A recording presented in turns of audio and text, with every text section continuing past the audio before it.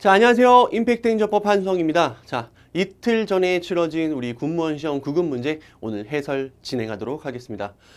아마 문제는 되게 어렵고 날도 덥고 되게 지친 가운데 나름대로 이만저만 생각이 많을 것 같아요. 포기하고 싶은 생각들도 많이 들 테고요. 어쨌든 여러분들이 다음 시험 준비를 위해서 오늘 군무원 시험 문제를 분석하려고 들어왔으니까요. 나름대로 좀 많은 것들을 좀 얻어가시고 그다음에 우리 군무원 시험이 어떻게 출제되는지를 여러분들이 명확하게 좀 파악을 하셔가지고요. 다음 시험에 충분히 이 어떤 이 완벽한 그 수험 준비를 통해서 여러분들이 내년 시험에는 반드시 좋은 점수가 나올 수 있도록 여러분들이 좀 최선을 다해 주시기 바라겠습니다. 어쨌든 여러분들 시험 보고 오시느라고 수고 많으셨고요. 오늘 구체적으로 군무원 시험 문제 철저하게 분석을 해 드릴 테니까요. 차근차근 저를 좀 따라와 주시기 바라겠습니다. 자, 일단 우리 군무원 시험 문제 쉽지는 않았습니다. 원래 군무원 시험이 좀 이 정평이 나 있잖아요. 그죠? 이게 악명이 되게 높습니다. 전형적으로 이제 기존에 있던 기출 문제를 그대로 쓰는 경우보다는 조금씩 바꿔가지고 모르겠어요. 어떻게 정확하게 출제하는지는 모르겠지만 출제자들이 너 이거 아니, 이거 아니, 이거 아니 이런 식으로 나름대로 좀 꼬으려고 노력을 많이 했던 것 같아요. 그래서 쉽지 않았습니다. 특히 이제 기본적인 이론 문제들 뭐 이런 것들도 간혹 물어봤는데 문제는 뭐 기타 시험에서 자주 출제되지 않는 부분들이 그래도 간혹 섞이다 보니까 어쨌든 다른 직렬 시험에 비해서는 쉽지 않았다라고 말씀을 드릴 수 있을 것 같습니다. 그다음에 우리 여러분들이 이제 관심이 높은 분야죠. 우리 군무원 시험 9급 문제임에도 불구하고 강론까지 출제되는데 문제는 딱 하나 출제됐어요. 작년 시험 같은 경우에는 순수 강론 문제라고 말할 수 있는 게 한 2문제 정도였거든요. 근데 올해는 또 그마저 줄여가지고 한 문제 출제됐어요. 특히 이제 19번 환매권과 관련된 문제인데 요게 문제는 요 헌법재판소의 이 환매권과 관련된 규정이 헌법에 위반되느냐 위반되지 않느냐 이걸 물어보면서 실질적으로 또 강론 문제라고 하긴 애매하고 제가 생각할 때는 진짜 요게 헌법 문제 아닌가? 헌법 문제 같은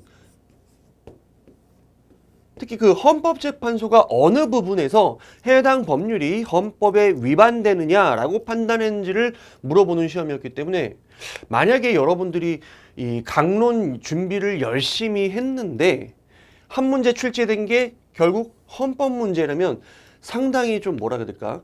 허탈하지 않았을까라는 생각이 듭니다.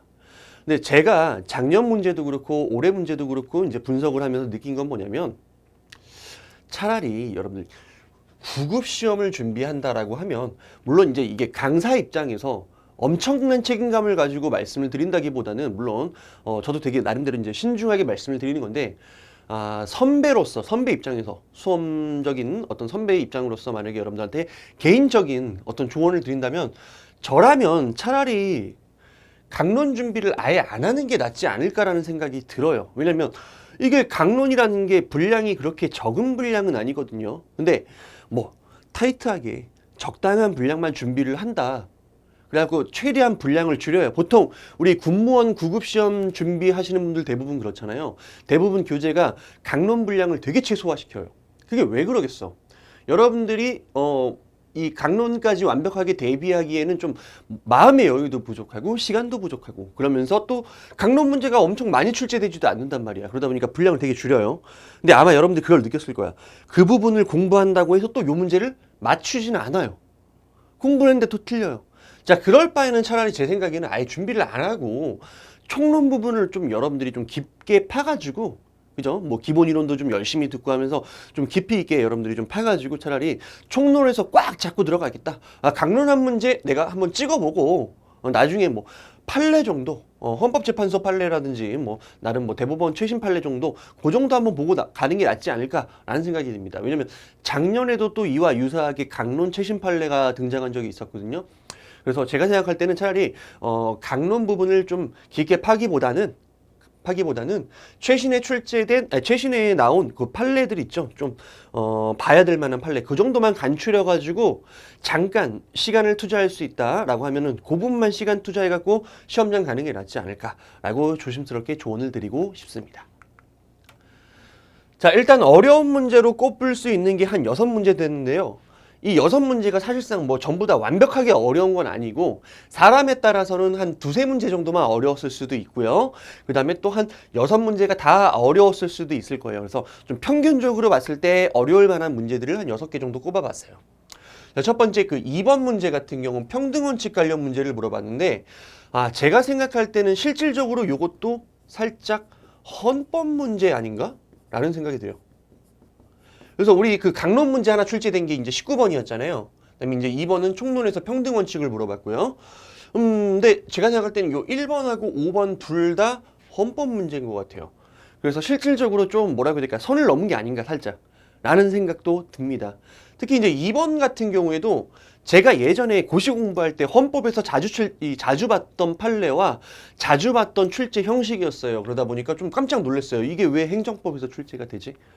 근데 사실상 여러분들 수험 기간이 한 1년 정도 된다라고 하면 여러분들이 이제 준비할 수 있는, 즉 행정법에 투자할 수 있는 시간이 되게 한정돼 있잖아요.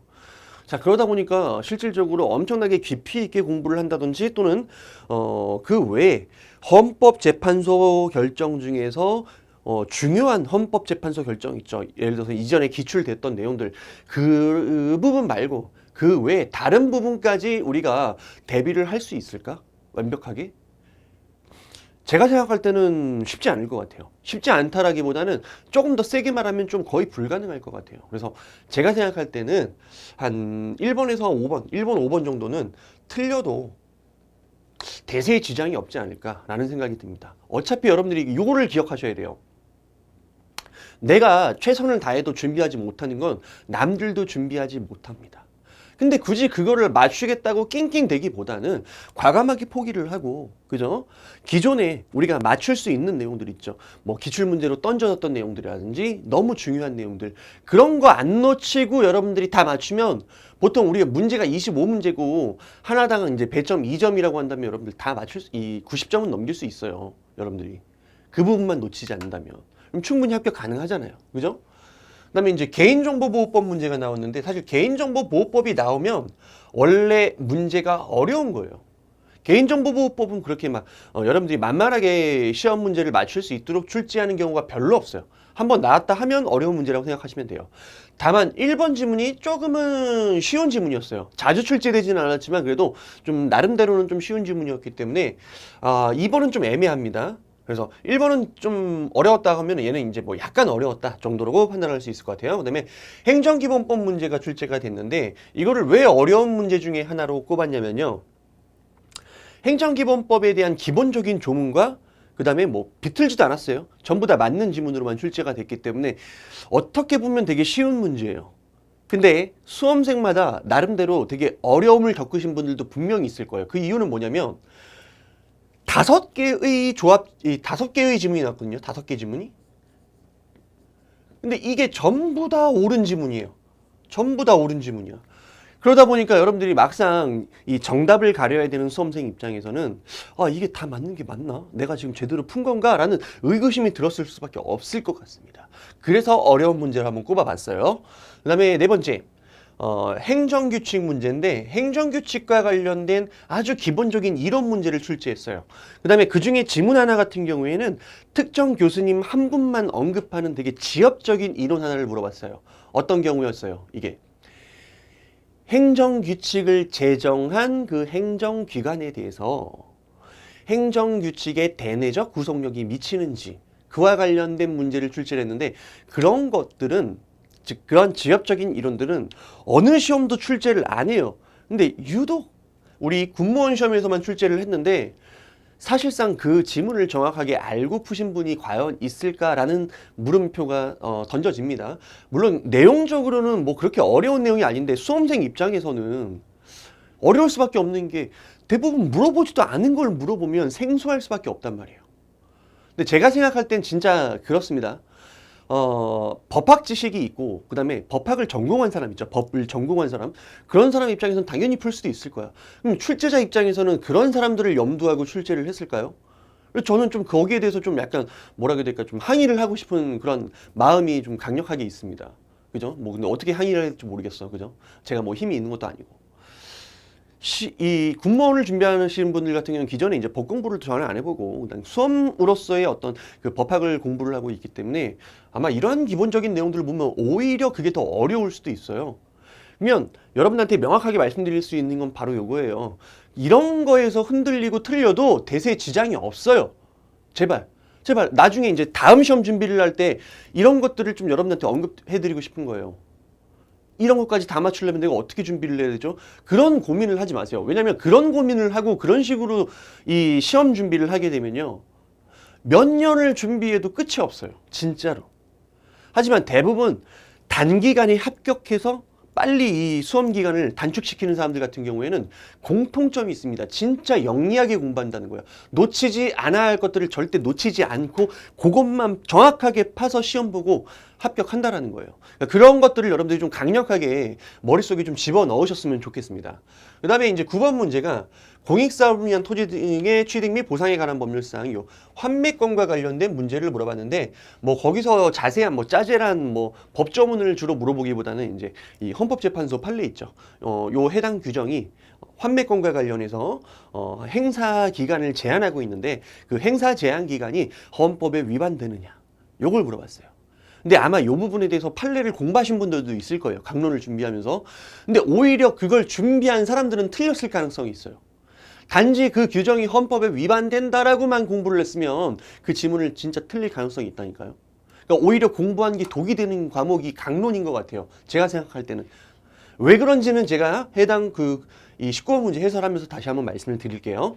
그 다음에 이제 마지막으로 20번 국가배상법에 관한 문제인데 자, 요 부분도 좀 나름대로는 좀 쉽지 않았다라고 생각이 듭니다. 그래서 이렇게 한 6가지 정도를 뽑아봤습니다. 그래서 여러분들이 1번부터 6번 문제 중에서 좀 내가 틀린 문제가 좀 있었다. 그래도 나름대로 너무 상처받지 말고 출제자가 틀리라고 냈구나. 그래서 한 이 정도는 틀려도 대세에 지장이 없겠구나라고 여러분들이 생각을 해주시고 다음 시험을 준비할 때도 요 정도는 틀릴 수 있다라는 각오. 하지만 조금 더 디테일을 높여서 이 중에 몇 개는 더 맞춰야지 정도의 목표를 가지고 여러분들이 수험 준비를 해야 빨리 합격할 수 있다는 걸 여러분한테 강력하게 말씀드리고 싶습니다.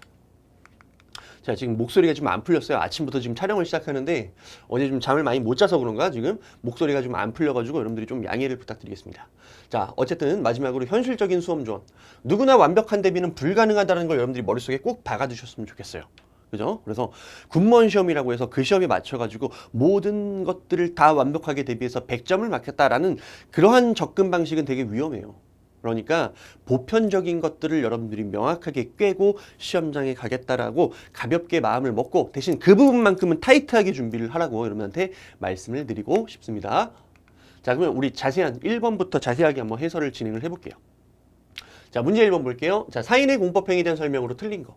자, 이 문제는 뭐 별로 설명드릴 게 없어요. 내용이 좀 쉽습니다.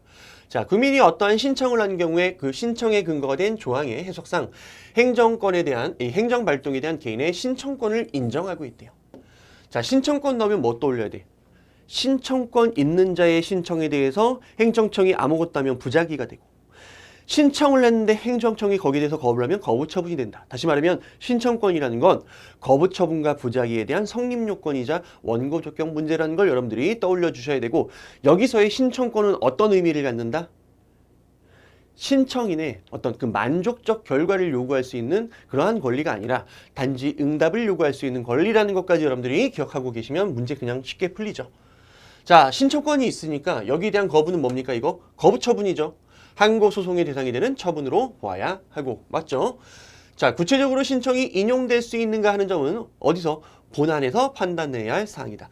맞는 지문이죠. 맞는 지문. 왜냐하면 신청권이라는 건 딱 어디까지라고 그랬어요? 응답을 요구할 수 있는 권리. 딱 여기까지예요. 그 권리가 있으면 어떻게 거부 처분으로서 소송 요건이 통과되는 거예요. 그 다음에 이제 본안에서 별도로 뭐를 심리하는 거예요? 그 신청이 인용될 것인지 여부를 심리하는 거예요. 그래서 맞는 지문이 되겠습니다. 그다음에 두 번째. 자, 민원사항의 신청 서류의 실질적인 요건에 관해 흠이 있어요. 자, 그때 그것이 민원인의 단순한 착오나 일시적인 사정에 기인했습니다. 그래서 단순한 착오로 흠이 있었네요. 뭐에? 신청 서류에. 그럼 행정청이 가타부타 바로 그냥 이 서류를 그냥 거부를 해버립니까? 반려를 해버립니까? 그게 아니죠. 보통 법이 보완을 요구할 수 있도록 하고 규정하고 있어요. 이래야 우리 국민한테 좋잖아요. 그죠? 그래서 보완을 요구할 수 있다. 보완이 안 되면 그때 비로소 어떻게 반려를 하겠죠. 이거는 우리 행정절차법에서도 비슷한 규정이 있으니까요. 여러분들이 그 맥락을 파악하는데 그렇게 어렵지 않을 것 같습니다. 3번은 너무너무 민출이죠. 요거 건축신고 반려행위. 자, 건축신고라는 건 자체 완성적 신고지만 여기에 대한 수리 거부는 행정처분, 즉 항고소송의 대상이 된다라는 게 우리 판례의 태도이고, 이거 너무너무 중요하고 어느 시험이든 100번 이상 출제된 거예요. 왜? 자체 완성적 신고로서 설사 상대방이 거부를 한다 하더라도, 행정청이 거부를 한다 하더라도 어때요? 건축행위에 나아갈 수 있어요. 하지만 각종 불이익이 있죠. 어떤 거? 건축신고가 반려될 경우 건축을 개시하면 시정명령, 이행강제금, 벌금 대상 이런 식으로 불이익이 부과된단 말이야. 자, 그렇다면 요 반려행위를 취소할 실익이 있어 없어? 있잖아. 있으니까 우리 판례가 여기에 대해서도 소송을 제기할 수 있다. 다시 말하면 항고소송의 대상이 되는 행정처분이다 라고 해가지고 소송을 받아주는 거예요. 됐습니까? 정답은 4번이죠. 건축법상의 건축신고가 다른 법률에서 정한 인허가 등의 의제의 효과를 수반한다. 자, 이걸 우리가 인허가 의제 효과를 수반하는 건축신고라고 얘기를 합니다. 자, 이 신고는 자체 완성적 신고가 아니죠. 그죠? 이때는 수리를 요하는 신고가 되고요. 이거는 너무너무 많이 출제된 거니까 크게 설명드리지 않겠습니다. 그래서 뒤에 틀렸습니다. 수리를 요하는 신고다. 자, 그 다음에 2번 갈게요. 평등 원칙에 대한 설명으로 옳지 않은 것은, 여기 조금 어려웠어요. 실질적으로 저는 이제 여기 이제 헌법 문제가 아닌가? 라는 생각이 듭니다. 자, 1번부터 볼게요. 자, 1번 판례도 실질적으로 헌법에서 자주 출제되는 판례예요. 자, 국가기관이 채용시험에서 국가유공자의 가족한테 10%의 가산점을 부여하고 있대요. 이거는 다른 일반 수험생들의 평등권과 우리 공무원이 될 수 있는 이 공무단위권을 침해한다라고 했던 게 우리 헌법재판소의 태도이죠. 이 국가유공자 가족한테까지는 너무했다 이 얘기예요. 가족한테까지는. 그래서 평등원칙 침해로 이제 헌법 위반 결정됐던 사안이고요. 정답은 2번입니다. 2번도 상당히 여러분들이 이게 정답인지 아닌지를 판단하기가, 이 직관적으로 판단하기가 쉽지가 않았을 것 같습니다. 사실상 내용은 되게 쉬워요. 그래서 법학 지식이 어느 정도 있는 분들 같은 경우에는 너무 단순한 지문인데, 문제는 이걸 물어본 적이 없단 말이야. 그럼 당연히 수험생 입장에서는 국어적으로 이게 무슨 말인지 떠오르질 않아요. 그러다 보니까 아마 어렵지 않았을까라는 생각이 듭니다. 자, 뭔지부터 한번 파악을 해봅시다. 자, 평등 원칙은 동일한 것 사이에서의 평등이 아니죠. 꼭 반드시 이제 동일한 것 사이에서만 평등 원칙이 적용되는 게 아니라 상이한 것에 있어서도 합리적인 이유가 있으면 어떻게 차별 취급하는 부분에 있어서 평등 원칙이 적용이 되죠. 자, 그 중에서도 이제 상이한 것에 대한 차별의 정도에서의 평등을 포함하지 않는다라고 했으니까 이게 이제 틀린 지문인데, 이게 왜 그러냐면 잘 봐요. 평등 원칙이라는 게 상대적 평등이잖아요. 그래서 같은 것은 원칙적으로 같게 취급하는 거예요. 근데 다른 것은 합리적인 이유가 있으면 차별 취급이 가능해요. 이것까지는 여러분들이 알고 있어요. 근데 문제는 합리적인 이유가 있다고 해서 차별하는데 이 차별의 정도가 너무 심해요. 극단적이야. 너무 심해. 자, 이러면 평등 원칙 문제가 또 발생할 수 있는 거예요. 무슨 말인지 알겠습니까? 그래서 다시 예를 들어서 남자와 여자가 다르잖아. 그러다 보니까 남자 화장실이랑 여자 화장실이 어떻게 다른 구조로 만들어질 수 있죠. 이거 평등원칙 위반 아니죠. 합리적인 이유가 있으니까 다르게 취급할 수 있다라는 거야. 그죠? 그 다음에 노약자를 우대해요. 그런다고 이게 평등원칙 위반입니까? 아니죠. 왜냐하면 노약자와 젊은 사람들은 다르기 때문에, 즉 다시 말하면 차별을 취급해야 할 합리적인 이유가 있기 때문에 이 차별 취급이 허용이 된다라는 거예요. 우리 헌법상. 다만 이 차별의 정도가 너무 심해지면 어떻게 되겠어요?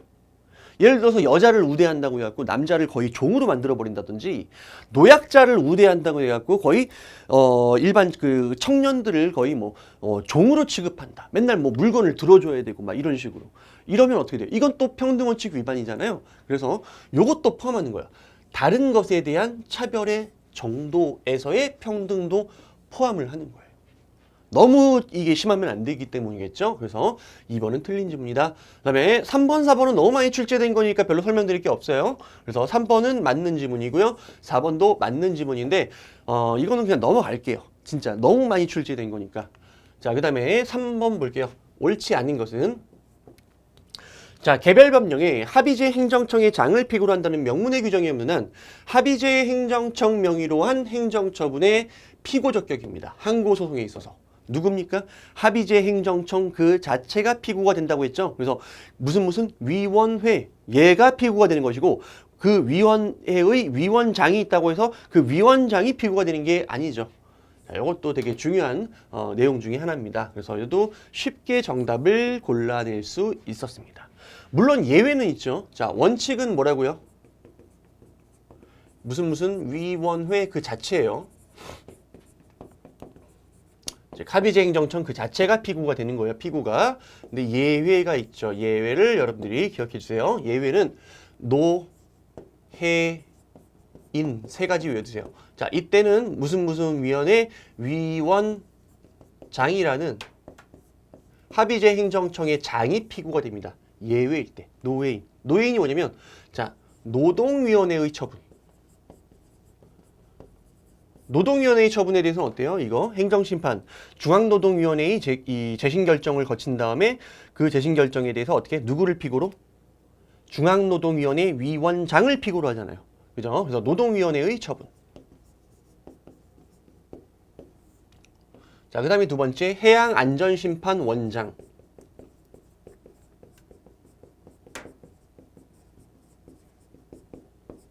해양안전심판원의 처분에 대해서는 이제 장이 피고가 돼요. 노동위원회의 처분도 이제 중앙노동위원회의 장이 피고가 되고요. 그다음에 마지막이 이죠. 시도인사위원회 위원장. 시도인사위원회 위원장. 그래서 시도인사위원회가 처분을 했을 때는 그 장이 피고가 됩니다. 예외예요. 어쨌든 얘는 지금 원칙을 물어봤죠? 우리 시험은. 그래서 틀린 지문이 되는 거예요. 나머지는 맞는 지문이죠. 자, 원고가 피고를 잘못 지정한 경우 요 피고 경정입니다. 얘는 취소 소송과 당사자 소송 모두에서 언제까지? 사실심 변론 종결 시까지 허용이 된다. 맞는 지문. 그 다음에 3번.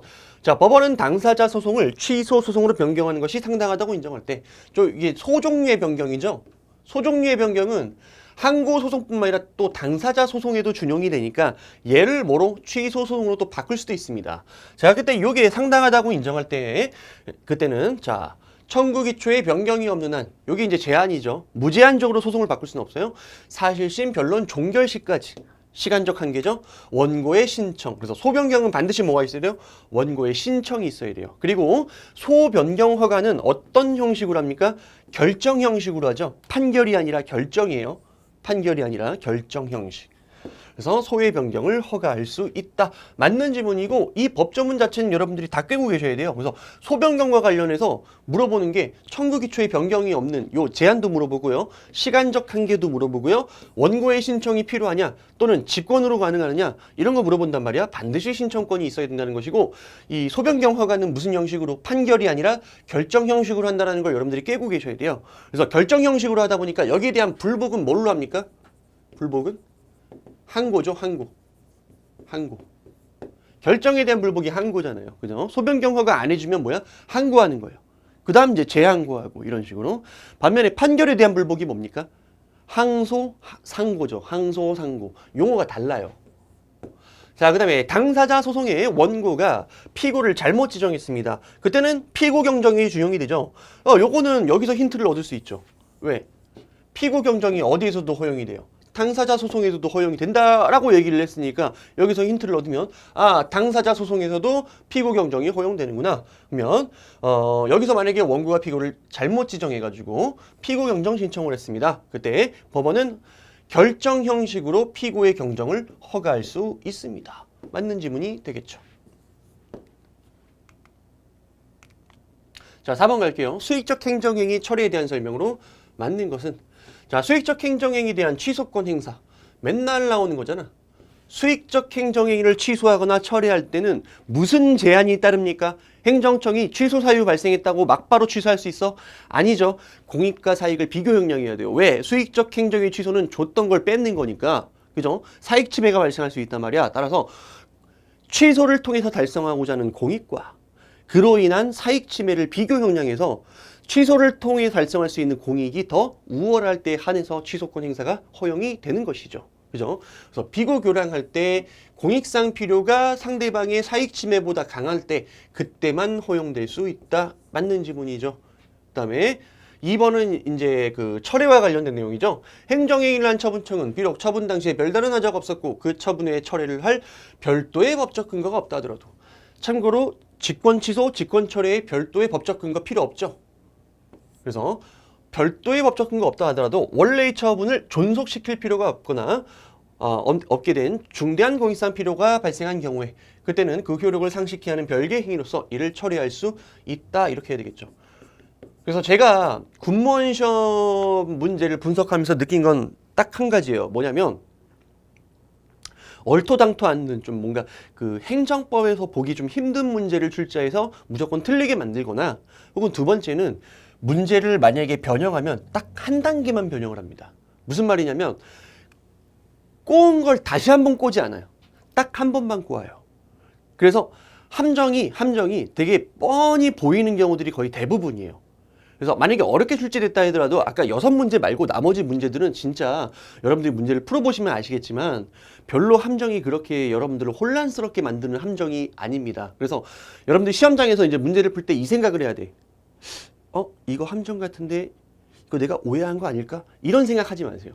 함정이 뻔히 보이는 거예요. 그러니까 여러분들이 그 함정이 보인다 싶으면 거기에 대한 확신을 가져야 돼요. 우리 이제 군무원 시험에서는 앞으로도 계속 보일 거예요. 그 출제 패턴이.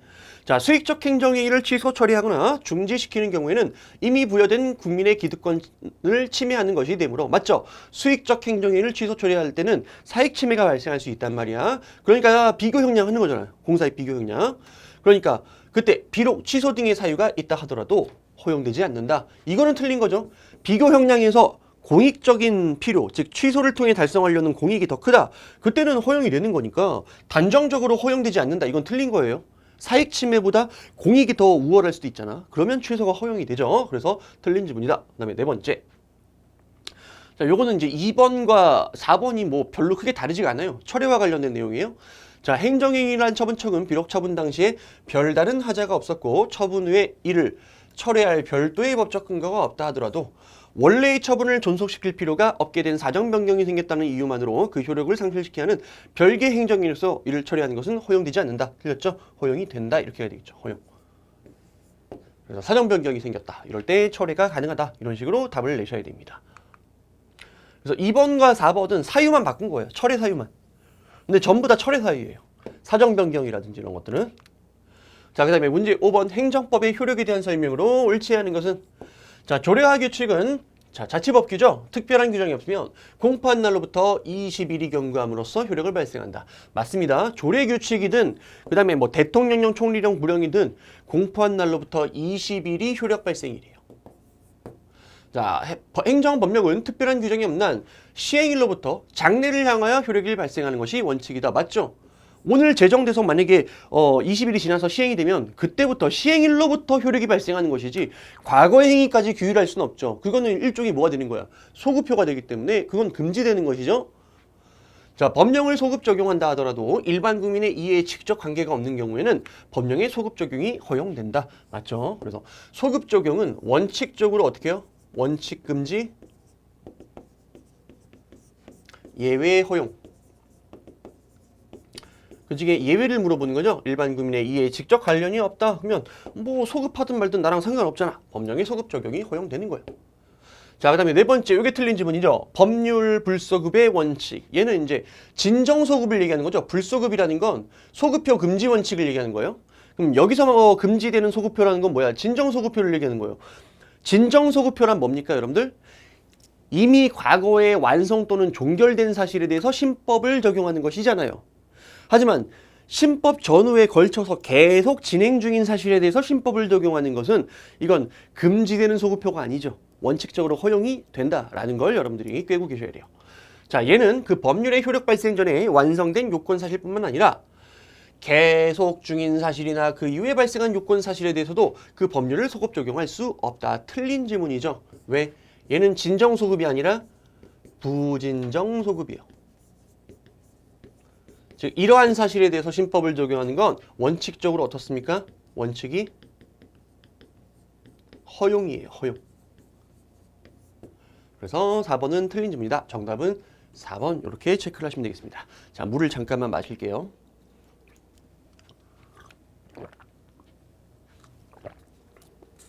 자, 6번입니다. 청문 물어봤네요. 청문에 대한 우리 행정절차법 규정을 물어봤는데요. 요것도 여러분들이 충분히 답을 골라낼 수가 있어요. 왜냐면 정답 지문이 되게 쉬워요. 자, 1번. 청문 주재자한테 공정한 청문 진행을 할 수 없는 사정이 생긴 경우 그때 당사자 등은 행정청에 기피 신청을 할 수 있다. 맞는 지문이에요. 그래서 제가 항상 그 수업할 때 뭔 얘기를 하냐면 우리 행정절차법상 의견 청취 제도 이런 것들 있죠. 이게 뭐랑 되게 흡사하냐면 법률 규정이 행정심판법이라든지 행정소송법에서 그 심리구조랑 되게 유사해요. 그러다 보니까 여기에도 뭐가 들어가 있어요? 제척, 기피, 회피와 관련된 제도들이 들어가 있죠. 행정심판법에도 위원회 어떤 그 행정심판위원이 공정한 어떤 그 행정심판을 진행할 수 없는 사유가 발생하면 뭐 할 수 있어요? 기피 신청할 수 있잖아요. 구조가 거의 비슷합니다. 그 다음에 청문 주재자가 청문을 시작할 때 먼저 예정된 청문의 내용, 그 원인이 되는 사실 및 법적 근거 등을 설명하여야 한다. 이거 맞는 거죠. 그래서 뭐 국회도 마찬가지예요. 국회에서도 뭐 국회의장이 뭐 어떤 안건에 대해서 미리 설명하는 것과 마찬가지죠. 그죠? 그 다음에 뭐 예를 들어서 형사소송에서 검사가 미리 그 공소사실이라든지 이런 것들을 미리 주저주저리 읊는 거랑 똑같은 거예요. 청문 시작할 때도. 자, 그 다음에 세 번째, 청문 주재자는 직권 또는 당사자 신청에 따라 필요한 조사를 할 수 있으며 직권 증거조사주의 내지 직권조사 이게 적용이 됩니다. 이게 행정심판법이랑 똑같아요. 그러다 보니까 당사자 등이 주장하지 아니한 사실에 대해서도 조사할 수 있어 없어? 있다라고 해야 돼요. 있다. 직권, 증거, 조사. 그래서 이게 내가 뭐라 그랬어? 행정심판법이랑 구조가 되게 비슷해요. 규정들이. 그래서 결과가 거의 비슷해요. 그리고 요거 알고 있으면 뒤에 요것과 관련된 문제가 한 번 더 나옵니다. 한 번 더 나와요. 지난 그 소방직도 그랬거든요. 그 다음에 지방직도 그랬고요. 이번 공무원 시험도 그래요. 비슷한 소재를 한 번씩 더 쓰는 경우가 있고 똑같은 정답 패턴을 한 번 더 쓰는 경우가 있는데 뒤에서 한 번 또 나올 거예요. 요거 한번 기억해 보세요. 자, 네 번째. 행정청은 청문을 마친 후 처분을 할 때까지 새로운 사정이 발견되어 청문을 제기할 필요가 있다라고 인정되면 청문 조서 등을 되돌려 보내고 청문의 재개를 명할 수 있다. 맞는 지문이 되겠습니다. 자, 그 다음에 7번. 옳지 않은 것은 자, 행정지도가 그의 한계를 일탈하지 않았다면 그로 인해서 상대방에게 어떠한 손해가 발생했다 하더라도 행정기관은 그에 대한 손해배상 책임이 없다. 맞죠? 왜냐면 한계를 일탈하지 않아서 행정지도의 임의성이 지켜졌다면 이거는 적법하죠. 따라서 손해배상 책임이 없는 거예요. 맞는 질문이고요. 그 다음 위법한 건축물에 대한 단전 그리고 전화통화 단절 조치 요청 행위. 맨날 얘기하는 거잖아. 각종 요구 요청 행위. 이거는 일종의 지도행위죠. 얘는 사실행위예요. 그죠? 사실행위. 자, 따라서 처분성이 어떻게 된다? 부정된다. 그래서 머릿속으로 기억하세요. 각종 요구 요청 행위는 처분성이 부정되는 거예요. 그래서 이것과 비슷한 취지가 있지. 어떤 경우 있었어요? 예를 들어서 어떤 그 주류 제조업자에게 주류 제공을 중지해달라고 요구했던 행위라든지, 그죠? 이런 것들. 그 다음에 상대방이 행정지도에 따르지 아니하였다는 것을, 이거 답을 얘기 안 했군요. 요거 처분성이 부정돼요. 그 다음에 정답은 2번이고요. 상대방이 행정지도에 따르지 아니했다는 것을 직접적인 이유로 하는 불이익한 조치는 위법한 행위가 된다라고 된데 맞는 지문이죠. 행정지도의 핵심이 뭡니까? 행정지도. 임의성의 원칙이죠. 즉 다시 말하면 상대방이 이에 따를지 말지를 마음대로 결정할 수 있는 것이고 행정지도에는 어떠한 법적 구속력이 없기 때문에 따르지 않아도 되는 것이죠. 여러분들한테 이러한 이 바이러스 확산을 방지하기 위해서 손을 좀 씻어주세요. 깨끗이 씻어주세요. 라고 하면 무조건 여러분들이 손을 깨끗이 씻어야 됩니까? 아니잖아. 안 씻을 수도 있는 거예요. 그러다 보니까 우리 행정절차법에서 뭐라고 얘기하냐면 행정지도의 임의성이 지켜지기 위해서 상대방이 그 행정지도에 따르지 아니했다는 이유만 가지고 불이익한 조치를 할 수 없다라고 규정을 하고 있어요. 왜냐하면 불이익한 조치 때문에 어쩔 수 없이 따를 수도 있잖아. 그러니까 그런 것들을 애초에 다 제거를 하는 거죠. 임의성을 관철시키기 위해서. 그래서 만약에 안 따랐다 하더라도 여기에 대한 불이익한 조치는 위법한 얘기가 됩니다. 그래서 이거를 우리가 불이익 조치 금지의 원칙. 자, 그 다음에 네 번째, 국가배상법이 정한 배상 청구의 요건인 공무원의 직무입니다. 이거 넓게 해석하는 거죠. 그래서 공무원의 직무에는 권력행위 플러스 뭐가 포함됩니까? 비권력행위. 이 비권력행위의 대표적인 예시가 뭡니까? 바로 행정지도죠. 이거 다 포함됩니다. 다 포함돼요. 다만 빠지는 게 있죠, 여러분들. 빠지는 게 뭐야? 직무행위 빠지는 게 바로 사경제 주체로서의 활동 있죠. 얘만 제외되고요.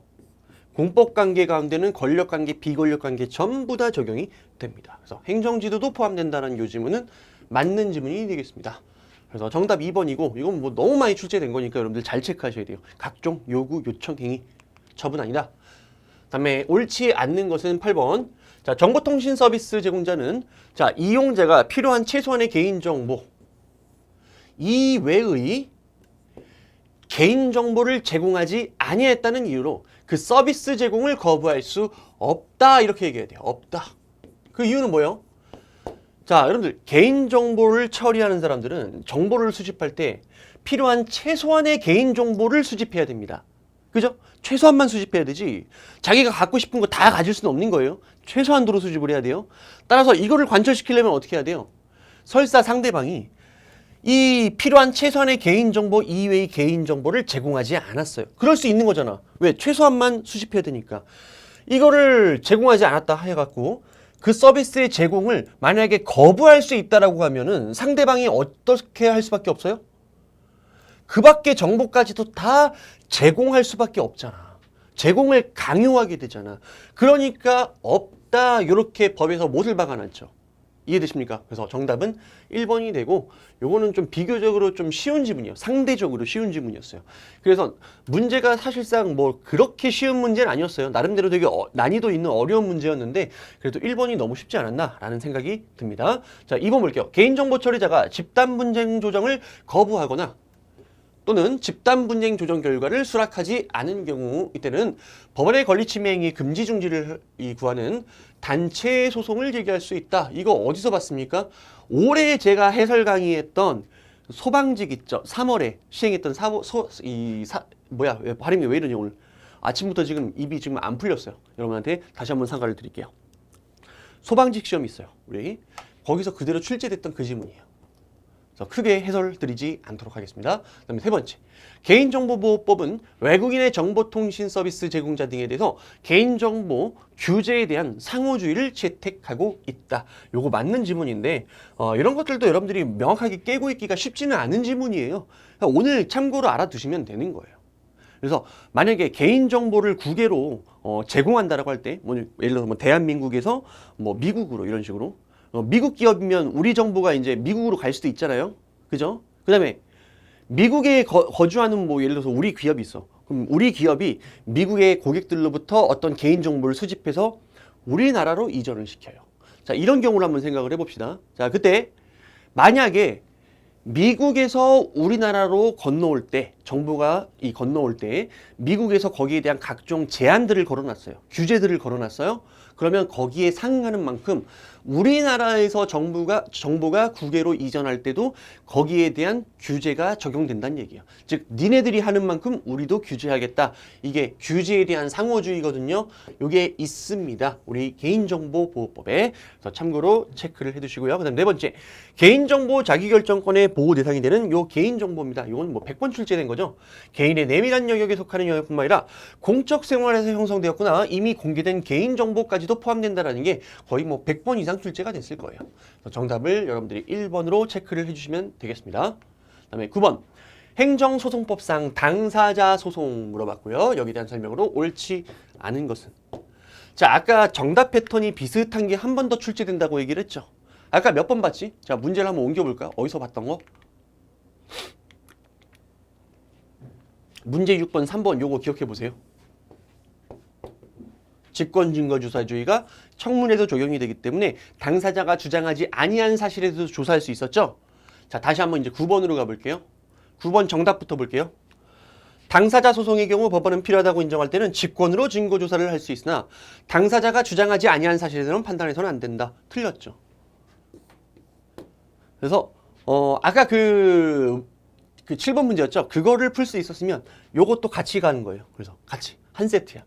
그래서 어떻게 보면 이게 맞는 출제인가 모르겠어요. 이게 너무 성의 없이 출제한 거 아닌가? 당사자가 주장하지 아니한 사실에 대해서도 판단할 수 있다. 판단할 수 있다. 뭐 크게 설명을 안 드릴게요.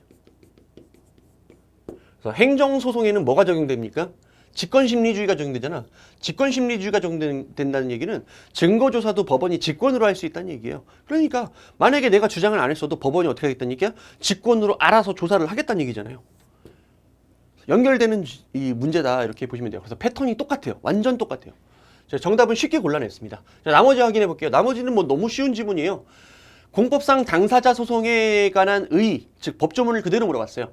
행정청의 처분 등을 원인하는 법률관계에 관한 소송, 그 밖에 공법상 법률관계에 관한 소송으로서 그 법률관계의 한쪽 당사자를 피고로 하는 소송을 말합니다. 그래서 피고가 항고소송이랑 다르죠. 항고소송의 피고는 누구였어요? 행정청. 반면에 공법상 당사자 소송에서의 피고는 그 법률관계의 한쪽 당사자입니다. 자, 그렇다면 얘가 누가 되는 거야? 구체적으로는 국가, 공공단체, 기타, 권리주체죠. 이게 항고소송과 차이점이었죠. 항고소송은 권리주체가 아니라 누구라고? 행정청이 피고였다라는 거 체크를 해주시면 될 것 같아요. 자, 그 다음 공법상 계약의 한쪽 당사자가 다른 당사자를 상대로 효력을 다투거나 이행을 청구하는 소송입니다. 다시 말하면 공법상 계약에 있어서 법률관계에 관한 다툼입니다. 이때 무슨 소송 제기하는 거예요? 바로 공법상 당사자 소송이죠. 항고소송이 아니라. 맞는 지문이 되겠습니다. 그래서 계약직 공무원 채용계약 또 거기에 대한 뭐 해지 의사표시가 있었다. 계약직 공무원으로 채용됐었는데 해지를 했어. 이 해지는 뭐가 아닙니까? 징계처분이 아니죠. 계약 당사자로서의 해지 의사표시예요. 그때 무슨 소송이었어요? 당사자 소송이었죠. 같은 맥락입니다. 그 다음에 세 번째, 원고가 고의 또는 중대한 과실 없이 행정소송으로 제기할 사건을 잘못해갖고 민사소송으로 잘못 제기를 했어요. 요거는 우리 또 최신 판례 할 때도 봤고 기본서에도 여러 번 봤던 판례죠. 자, 이때 만약에 수소법원으로서는, 수소법원이라는 건 소장을 제출받은 법원이야. 그러면 여기서는 소장 제출받은 법원이 어디야? 민사법원이죠. 민사법원. 이 수소법원은 민사법원을 얘기하는 거예요? 자, 만약에 민사법원으로서는 만약 행정소송에 대한 관할권도 동시에 가지고 있다. 그러면 지가 하면 되는 거죠. 행정소송으로 심리판단하여야 하고, 만약에 행정소송에 대한 관할권을 갖고 있지 않아. 그럼 어떻게 해야 돼? 이송을 해줘야죠. 관할권 있는 행정법원에 이송을 해줘야 되겠죠. 관할법원에 이송하여야 한다. 맞는 질문이 되겠습니다. 그래서 정답은 4번. 자, 그 다음에 이제 10번 갑니다. 허가 물어봤어요. 허가에 대한 아주 기본적이고 기초적인 이론이죠. 허가는 규제에 반하는 행위에 대해서 행정강제나 제재를 가하기보다는 행정상의 행위의 사법상 효력을 부인함으로써 규제 목적을 달성하는 방법이다. 벌써 틀렸죠. 이게 지금 무허가 행위 아닙니까? 허가에 반하는 행위. 무허가 행위는 사법상 효력이 부인되지는 않죠. 그 이유는 뭐야? 이 허가는 명령적 행정행위잖아요. 명령적 행정행위를 위반한 경우, 즉 허가에 반한 행위를 한 경우에는 이게 행정강제나 행정상 제재의 대상이 될 수는 있어요. 하지만 그 행위의 사법상 효과가 부인되지는 않습니다. 이게 뭐와의 차이점이에요? 바로 형성적 행정행위, 즉 인가와 특허와 같은 형성적 행정행위와의 차이점이죠. 만약에 인가를 받지 않으면 어떻게 돼요? 그 사법상 효력 자체가 무효죠. 인가받지 않으면 무효란 말이야. 차이점이. 그래서 이거는 되게 중요한 이론이었는데 사실상 최근에는 이런 거 물어보는 시험이 없다 보니까 아마 여러분들이 조금 어렵지 않았을까라는 생각이 듭니다. 하지만 이거는 과거부터 전통적으로 많이 출제되는 내용이니까 반드시 이런 것들은 여러분들이 정답을 찾아낼 수 있도록 하셔야 되겠습니다. 그래서 정답은 1번이에요. 나머지는 너무 쉬운 지문이니까 그냥 가볍게 한번 읽고 갈게요. 허가란 법령에 의해 금지된 행위를 일정한 요건을 갖춘 경우에 그 금지를 해제하여 적법하게 행위할 수 있게 해준다는 의미에서 상대적 금지와 관련된다. 맞죠? 상대적 금지에 대한 해제. 이거를 우리가 허가라고 하죠. 반면에 절대적 금지 같은 경우는 어떻습니까? 아예 허가가 안 되는 거죠. 그죠? 그 다음에 전통적인 의미에서 허가는 원래 개인이 누리는 자연적 자유를 공익적 차원에서 금지해 두었다가 일정한 요건을 갖춘 경우 그 공공위험이 없다고 판단한 경우 금지를 풀어줌으로써 자연적 자유를 회복시켜주는 행위다. 이게 허가에 대한 바로 정의가 되겠죠. 그래서 허가를 우리가 뭐라고 합니까? 자연적 자유를 회복시켜준다. 다시 말하면 자연적 금지 내지 상대적 금지에 대한 해제를 얘기해줘. 그래서 운전하는 건 어때요? 운전은 자연적 자유예요. 근데 아무나 운전하면 위험하니까 도로교통법에서 금지를 하죠. 금지해놓고 일정한 요건을 갖췄어. 즉 면허 자격을 갖추면 면허를 해주죠. 면허를 준다는 얘기는 뭐야? 이 금지를 풀어준다는 얘기죠. 그때부터 어때요? 다시 자유가 회복되어 운전하는 게 가능해지잖아요. 그다음에 네 번째, 실정법상으로는 허가 외에 면허, 인가, 인허, 승인 등의 용어가 사용되고 있기 때문에 맞습니다. 허가라고 쓰여 있지만 이게 강학상 허가일 수도 있지만 이게 뭐 인가일 수도 있고 특허일 수도 있고 다양하게 쓰인단 말이에요. 자, 따라서 그것이 학문상 개념인 허가에 해당한지는 검토할 필요가 있다. 이게 맞는 지문이죠. 맞는 지문이요. 그래서 예를 들어서 규제지역 내 토지거래 허가제도라고 했을 때 그 토지거래 허가는 허가가 아니죠. 뭐였습니까? 인가였어요. 사인의 법률행위의 효력을 보충해주는 인가였다. 그래서 허가라는 용어가 쓰여도 실제 이게 허가인지는 알 수 없다. 확인을 해봐야 된다. 자, 그 다음에 11번 행정기본법에 대한 설명인데, 자, 이 문제는 다 맞는 지문이야. 그러다 보니까 아마 여러분들이 정답을 체크하기가 쉽지 않았을 거예요. 어쨌든 정답은 3번입니다. 자, 읽고 가볼게요. 행정은 공공의 이익을 위해서 적극적으로 추진해야 됩니다. 그래서 행정의 적극적 추진을 우리 행정기본법에서 명문으로 규정을 하고 있습니다. 그 다음에 행정작용은 법률에 위반되면 아니 되며, 당연하죠. 이게 뭡니까? 법률 우위. 국민의 권리를 제한하거나 의무를 부과하는 경우와 그 밖에 중요한, 즉 국민생활에 중요한 영향을 미치는 경우, 이게 본질적인 사항들이죠. 본질적인 사항. 이때는 반드시 뭐야? 법률에 근거가 있어야 됩니다. 이게 뭐야? 법률 유보죠. 그래서 법치행정의 원리와 관련된 니은 지문, 맞는 지문이죠. 그 다음에 행정청은 합리적인 이유 없이 국민을 차별해서는 아니 된다. 이게 평등 원칙이죠. 그리고 상대적 평등이기 때문에 합리적인 이유 없이라는 말이 들어가 있죠. 다시 말하면 반대로 합리적인 이유가 있으면 차별 취급이 허용이 되겠죠. 그다음에 리을. 행정청은 행정작용을 할 때 상대방에게 해당 행정작용과 실질적인 관련이 없는 의무를 부과하면 돼요? 안 돼요? 안 되죠. 왜? 부당결부 금지 원칙.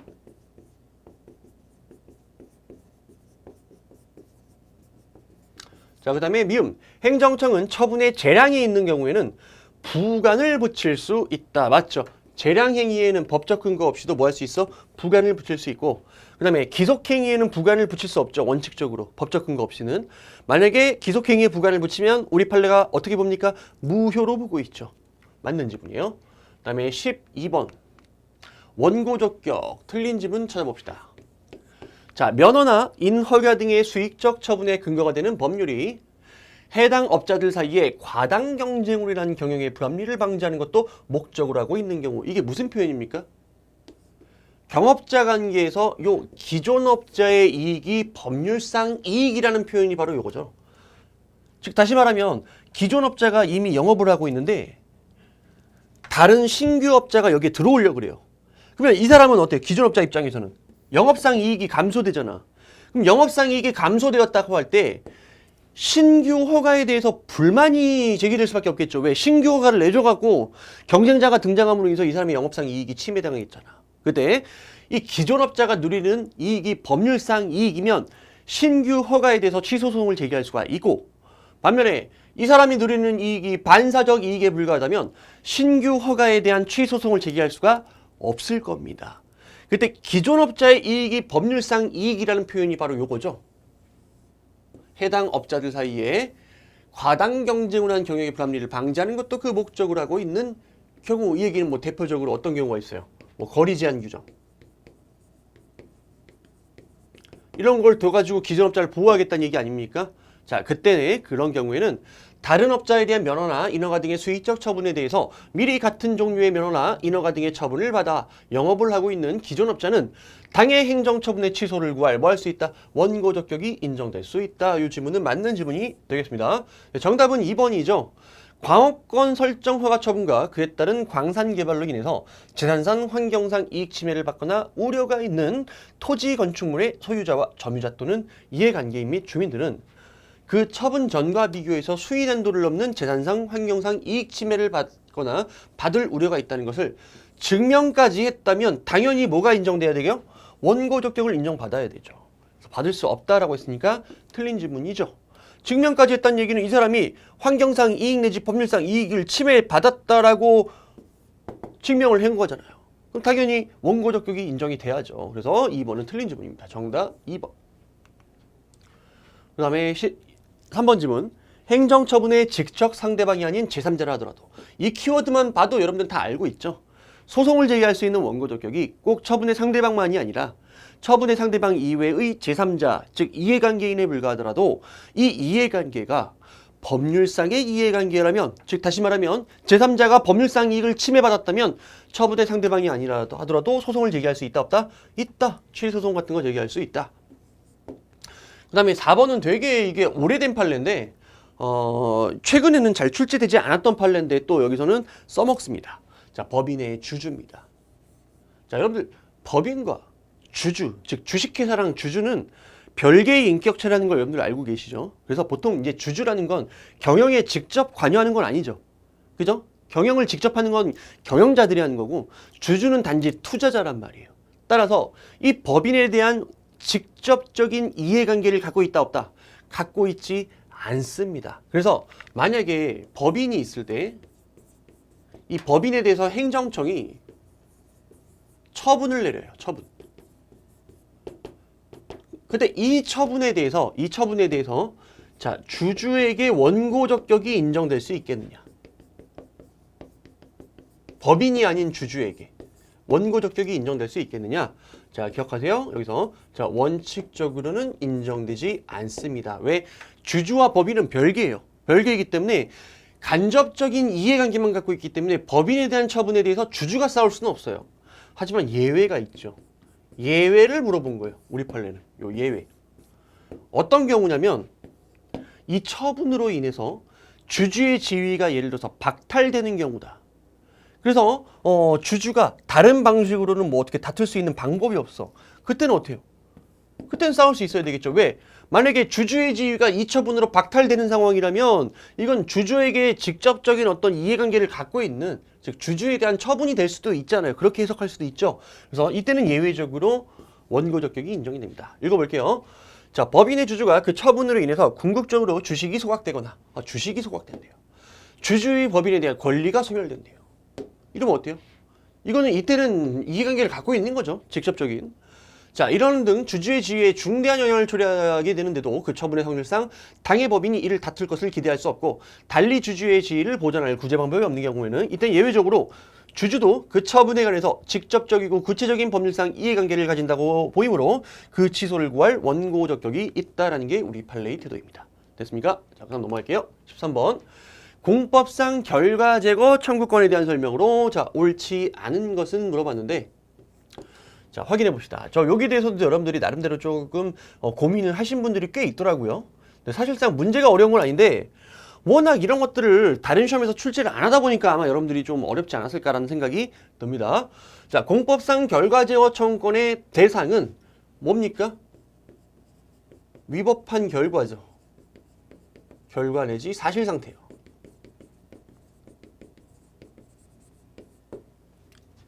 근데 얘는 뭐라고 했습니까? 가행위와 상당인과 관계에 있는 손해이다.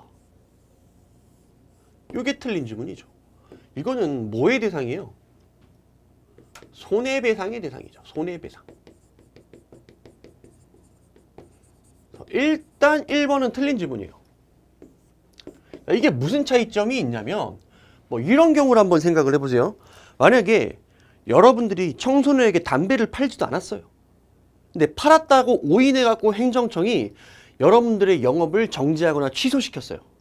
만약에 영업을 취소하고 만약에 혹시 여러분들이 그 영업 취소 처분에 이걸 따르지 않아갖고 뭐 영업소 폐쇄 명령을 내렸다든지 뭐 이런 경우를 한번 생각을 해봅시다. 지금 영업소 폐쇄 명령은 어때요? 위법하죠. 위법해요. 근데 행정청이 그때 당신은 영업을 하지 말아야 돼 이러면서 거기에다가 표지판이며 팻말이며 막 꽂아놨어요. 막 꽂아놨어요. 그럼 지금 이것 때문에 지금 영업을 할 수 없는 여러분들은 지금 상태가 된 거죠. 자, 이 상황에서 보세요. 여러분들은 이 위법한 영업 폐쇄 명령으로 인해서 그동안 영업도 못했죠. 영업도 못했고 앞으로 영업을 한다 하더라도 소문이 안 좋게 나갔고 영업상 이익이 감소될 어떤 그런 개연성이 아주 큽니다. 그죠? 그 다음에 여러 가지 정신적 타격도 입었을 거예요. 그죠? 잘 운영하던 이 업장을 닫아야 되니까 이런 식으로 여러 가지 어때요? 손해가 발생합니다. 여기에 대해서는 금전적으로 어떻게 여러분들이 손해배상을 청구해서 받아오는 거야. 즉, 그 가해행위, 위법한 폐쇄 명령과 상당 인과관계에 있는 모든 손해에 대해서 여러분들이 손해배상을 청구를 하는 거예요. 근데 손해배상을 받아도 아직까지 그 영업소 폐쇄 명령에 따른 여러 가지 그 폐쇄 조치에 따른 어떤 뭐 표지판이라든지 이런 어떤 여러 가지 뭐라 해야 될까요? 그 장비 같은 것들이 아직 우리 가게 앞에 다 꽂혀 있단 말이야. 막 표지판, 푯말 이런 것들이 막 꽂혀 있단 말이야. 그럼 이거를 제거해야 될 거 아니에요. 왜냐면 이건 이제 위법하죠. 위법한 결과잖아. 이 결과가 계속되고 있을 때 이러한 사실 상태를 제거해달라고 요구하는 게 뭡니까? 바로 공법상 결과제거 청구권이에요. 그럼 위법한 손해, 즉 인과관계에 있는 상당한 인과관계에 있는 손해에 대해서는 뭐라고? 손해배상을, 그 다음에 그 위법한 결과에 대한 즉 사실 상태를 제거해달라고 요구하는 건 뭡니까? 결과제거 청구권이죠. 결과제거 청구권. 됐습니까? 예를 들어서 정신적인 어떤 타격, 이게 결과제거의 대상이 될 수는 없잖아요, 여러분들. 정신적인 타격을 어떻게 제거를 해? 그건 손해, 금전을 통해서 배상받는 것이죠. 이해되십니까? 오케이. 자, 2번. 결과제거 청구권은 권력작용뿐만 아니라 관리작용에 의한 침해의 경우에도 인정이 됩니다. 그 다음에 원상회복이 행정주치에게 기대 가능한 것이어야 되겠죠? 만약에 뭐 대통령이 맨날 토르에 망치를 들고 다니다가 그 망치를 만약에 여기다 내려놨어요. 그죠? 그 다음에 이제 만약에 대통령이 바뀌어갖고 다른 대통령은 망치를 들 수가 없어요. 내가 너무 예시를 거지같이 들었네요. 그죠? 이거 위법한 어떤 그 망치를 우리 가게에서 치워주세요. 이렇게 요구할 수 있겠냐 이 얘기지. 아무도 들 수가 없는데 제거할 수가 없잖아. 무슨 말인지 알겠어요? 그래서 가능한 걸 요구해야 되겠죠. 그 다음에 피해자의 과실이 위법 상태의 발생에 기여한 경우에는 그 과실에 비례해서 결과제거 청구권이 제한되거나 상실된다. 이거 너무너무 맞는 지문인데 이게 물론 이제 기본서에도 소개가 돼 있고 하긴 한데 문제는 뭐 이게 뭐 자주 출제되는 부분이 아니다 보니까 대부분의 선생님들이 뭐 이렇게 이 부분을 뭐 강조해서 설명을 하진 않았을 거라는 생각이 듭니다. 그러다 보니까 아마 수험생 입장에선 어려웠겠죠. 자, 여기 이제 어떻게 해석이 되는 거냐면 요거요. 자, 우리 손해배상이랑 비교를 해볼게요. 손해배상. 그다음에 결과제거 청구. 방금 대상은 봤어요. 위법한 어떤 행위 있죠. 거기에 대해서 배상을 청구하는 것이고, 그 다음에 위법한 그 결과를 제거해달라는 게 결과제거 청구권이에요. 그 다음에 손해배상은 이제 고의과실이 필요하죠. 반면에 결과제거 청구권은 고의나 과실을 요구한다 안 한다? 요구하지 않습니다. 자, 이러한 결정적인 차이가 있습니다. 그러면서 이제 물어보는 게 이런 거예요. 선생님, 결과제거 청구권은 고의나 과실이 필요 없기 때문에 이 과실이란 말이 나왔으니까 틀린 질문 아닙니까? 이렇게 물어보는데 그게 아니지. 그걸 물어보는 게 아니지. 그죠? 행정청의 행위에 고의나 과실이 필요 없다는 얘기고, 이거는 뭐냐면 피해자의 과실이 있는 경우, 피해자의 과실이. 피해자가 지금 잘못을 한 경우죠. 그러니까 이런 경우를 한번 생각을 해봐요. 행정청은 요만큼 잘못했는데 거기에 여러분들의 잘못이 더해졌어요. 그래가지고 결과가 이만큼 발생했다라고 했을 때 이걸 모두 행정청이 부담해서 제거를 해야 되냐 이 얘기지. 아니라고. 네가 잘못한 만큼 어떻게 그 과실에 비례해서 결과제거 청구권이 제한되거나 상실되는 것이죠. 만약에 극단적인 예시를 한번 들어볼게. 자, 영업소 폐쇄 명령이 위법했어요. 위법했어. 그래서 여러분들 이제 가게가 있어. 가게가 있는데 여기다가 말뚝을 박아놨어요. 팻말. 뭐 이렇게 막 이렇게 딱 X 펼쳐가지고 팻말 이렇게 딱 붙여놨어요. 그래서 이제 행정청은 어떻게 했냐면 여기 이제 흙을 이렇게 파갖고 여기다 이렇게 딱 꽂아놨어요. 팻말을 딱 꽂아놨어. 그럼 이건 쉽게 이렇게 딱 제거할 수가 있잖아요. 결과 제거의 대상이 되죠. 그죠? 근데 만약에 여러분들이 만약에 뭐 실수로, 물론 실수일 수는 없겠지만 뭐 술을 먹고 와가지고 여기다가 시멘트를 발라놨어. 시멘트를. 누가? 피해자가 시멘트를 발라놨어. 만약에 너무 극단적인 예시긴 합니다. 시멘트를 발라놔갖고요, 여기 제거하기가 되게 어려워졌어. 위협한 결과가 지금 더 커진 거죠. 이런 상황을 한번 생각을 해보세요. 행정청이 이 시멘트까지 제거를 해야 돼? 내가 한 게 아니잖아. 행정청이 한 게 아니라 여러분들이 스스로 한 거잖아. 그러면 그 범위 내에서는 어떻게? 여러분들이 알아서 여기를 치워야 되고, 나머지 이 꽂은 행위에 대해서만 어떻게 하는 거야? 행정청이 결과 제거를 통해서 여러분들의 권리를 구제해 주는 것이죠. 그래서 그 과실에 비례해서 결과 제거 청구권이 제한되거나 상실될 수도 있다라는 거야. 됐습니까? 그래서 이 정도 정리를 해주시면 될 것 같아요. 자, 14번. 자, 행정심판 재결에 대한 설명으로 자, 틀린 거 고르라고 했어요. 자, 기각재결이 있은 후에도 원처분청은 원처분을 직권으로 취소 또는 변경할 수 있다. 맞는 지문이죠. 자, 행정심판에서 청구인이 졌다 하더라도 원처분청이 스스로 뭐 해줄 수 있는 거야? 직권 취소해줘서 우리 청구인의 권리를 구제해줄 수 있는 거예요. 이 맞는 지문입니다. 마찬가지로 여러분들 행정심판이 진행되는 동안이라든지 소송이 진행되는 동안에도 뭐 할 수 있어요? 직권 취소해 줄 수 있고요. 그 다음에 기각 판결이 있은 후에도 원처분청은 직권 취소해 줄 수 있는 거예요. 어떤 경우든지 뭐야? 원처분청이 여러분들의 권리를 구제해 줄 수도 있는 거예요. 그죠? 소송에서 뭐 설사 이게 지금 기각 재결, 아니 기각 판결 이런 게 났다 하더라도 마찬가지다 이렇게 보시면 되겠어요.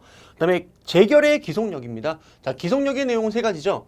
반복 금지요, 원상회복 의무, 이게 이제 결과 제거 의무죠. 위법한 결과를 제거해야 할 의무가 있습니다. 마지막으로 뭡니까? 재처분 의무. 요 세 가지 내용 맞는 지문이 되겠어요.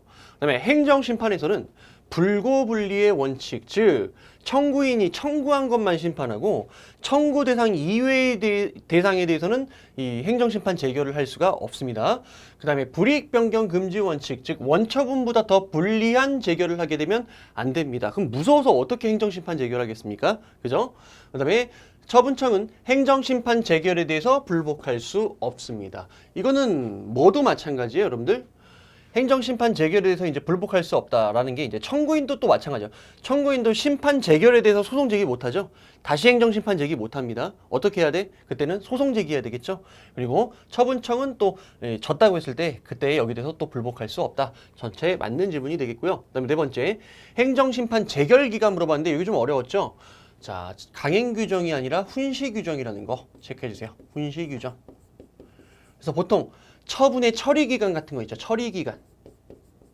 요 기간은 훈시 규정이라는 거, 우리 최신 판례 할 때도 요 처리 기간과 관련해서 최신 판례 제가 소개해 드린 적이 있는데, 자, 그걸 떠올린다면 요 재결 기간도 마찬가지로 훈시 규정이라는 거 여러분들이 충분히 찾을 수는 있었을 것 같습니다. 정답은 4번이에요. 참고로 재결 기간은 며칠입니까? 60일 이내 해야 되죠. 60일 이내. 물론 30일 범위에서 또 연장할 수도 있지만요. 그렇다고 행정심판위원회가 무조건 60일 이내에 재결을 내려야 되는 건 아니다라는 게 우리 판례이트도니까 여러분들이 참고를 해주시면 될 것 같아요. 그래서 정답은 4번. 그다음에 15번 사례 문제가 나왔습니다. 자, 요게 이제 법무부 장관이 입국 금지하는 결정을 내렸대요. 가수갑한테. 자, 이 가수갑은 그 유승준 씨라고 우리 대한민국에 들어오고 싶은 이제 미국 시민이었어요. 근데 거기에 대해서 이제 법무부 장관이 입국 금지 결정을 내렸습니다. 근데 여기서 여러분들이 찾아야 되는 포인트는 바로 요거예요. 갑에게 통보하지 않았다. 갑에게 통보하지 않았다. 요거를 꼭 체크하셔야 돼요. 갑에게 통보하지 않았다는 얘기는 뭐가 안 됐다는 얘기야? 외부에 표시가 되지 않았다는 얘기니까 처분으로서의 성립이 되지 않았다는 얘기예요. 다음, 표시돼서 이게 도달돼야 처분의 효력이 발생하잖아요. 그러니까 성립도 하지 않았고 효력도 발생할 수 없는 거예요. 요거는. 왜? 그 이유는 뭐야? 행정처분이 성립하려면, 자, 성립요건이죠. 처분이 성립하려면 성립요건으로서 내부적 성립요건과 외부적 성립요건을 갖춰야 돼요. 그래서 내부적 성립요건이 뭡니까? 주체, 내용, 절차, 형식을 갖추는 거죠. 그래서 권한 있는 놈이 적법한 그리고 이행 가능한 처분을 하고요. 그 처분과 관련된 절차를 지켜서 형식, 원칙적으로 문서주의죠. 자, 이러한 요건을 다 갖춘 다음에 마지막으로 외부에 뭐를 해야 돼요? 표시를 해야 성립이 됩니다. 안 했단 얘기예요. 자, 1번 볼게요. 일반적으로 처분이 주체 내용 절차 형식의 요건을 모두 갖추고 외부에 뭐까지? 표시까지 됐으면 처분의 존재가 인정된다. 자, 처분의 존재가 인정된다는 얘기는 처분성이 인정된다 이 얘기죠. 그 다음에 두 번째, 행정의사가 외부에 표시되어 행정청이 자유롭게 처리할 수 없는 구속을 받게 되는 시점. 표시가 됐으니까 어때요? 내가 말한 만큼, 내뱉은 만큼 거기에 대한 구속을 받게 되겠죠. 그 시점에 처분이 성립한다. 맞는 지문이죠. 그 다음에 세 번째, 그 성립 여부는 행정청이 행정의사를 공식적인 방법으로 외부에 표시했는지를 기준으로 판단한다. 맞습니다. 그래서 이 표시는 어떻게 공식적인 방법으로 표시가 돼야 되겠죠? 그래서 막 내가 여러분한테 속삭이면 돼, 안 돼? 안 되는 거죠. 말로 하거나 안 돼요. 공식적인 방법으로 표시를 해야 돼요. 근데 문제는 요 1, 2, 3번이 어디서 출제됐어요? 우리 올해 치러진 3월 소방직에도 출제됐고 최근에 그 지방직이었나요? 거기서 아니 지방직이 아니라 국가직에서도 출제가 됐었죠. 그래서 계속 이게 출제가 됐어요. 요거 올해 2번 이상 출제가 된 거예요. 그래서 당연히 알니까 여러분들은 정답을 4번을 찍을 수밖에 없을 겁니다. 그래서 비교적 되게 쉬운 문제였어요. 4번, 위 입국 금지 결정은 항고 소송의 대상이 되는 처분에 해당한다. 처분이 될 수가 없죠. 통보가 안 됐기 때문에. 되셨습니까? 자, 여기까지. 그 다음에 16번, 계획 재량입니다. 자, 요 문제도 되게 평이한 문제였습니다. 자, 통상적인 재량 행위와 계획 재량. 얘네들은 양적인 점에서만 차이가 있을 뿐 질적인 점에서 차이가 없다는 견해. 이 얘기는 재량과 계획 재량이 똑같다는 견해죠. 차이가 없다는 견해 아닙니까? 그러면 이 계획 재량도 뭘로 판단하는 거야? 일반적인 행정행위에서 인정되는 재량으로 파악하겠죠. 자, 그렇게 되면 형량 명령이 계획 재량의 특유한 하자 이론이라기보다는 비례의 원칙을 계획 재량에 적용한 것이라고 한다. 맞는 지문이 되겠죠. 그래서 형량 명령 이론이 뭡니까? 이게 재량 계획 재량을 할 때 공익과 사익은 물론 또 공익과 공익, 사익과 사익 간의 비교 교량하려는 법리 아닙니까? 이게 여기에 적용되는 거잖아. 특유한 이론인데 이걸 특유한 이론으로 보지 않고 단지 뭐야? 그냥 단지 이 계획 재량의 비례 원칙을 적용한 것이다 라고 본 거죠. 왜? 비례 원칙이라는 게 뭐야? 비례관계, 공사익 비교 형량하는 거잖아요. 그죠? 그래서 일반 행정행위와 똑같이 보겠다. 재량행위와 똑같이 보겠다. 자, 이런 견해로 해석해 주시면 되겠습니다. 그다음에 두 번째, 행정주체는 그 행정계획에 관련되는 자들의 이익을 공익과 사익 사이에서는 물론이고 공익상호간, 사익상호간에도 정당하게 비교 교량해야 한다는 제한을 받는다. 그래서 이 계획재량이라는 건 우리 광범위한 재량, 즉 일반적인 재량보다는 더 큰 재량이라고 하지만 무제한적인 것은 아니고 일정한 제한을 받는다. 그게 뭡니까? 비교 교량해야 한다는 제한. 이걸 우리가 좀 어려운 말로 뭐라고 얘기합니까? 형량 명령 이론 이렇게 얘기합니다. 자, 그 다음에 세 번째, 행정주체가 계획을 위반 결정함에 있어서 이익 형량의 고려 대상에서 마땅히 포함시켜야 할 사항을 누락했다. 자, 이걸 우리가 뭐라고 합니까? 형량 흠결이라고 하죠.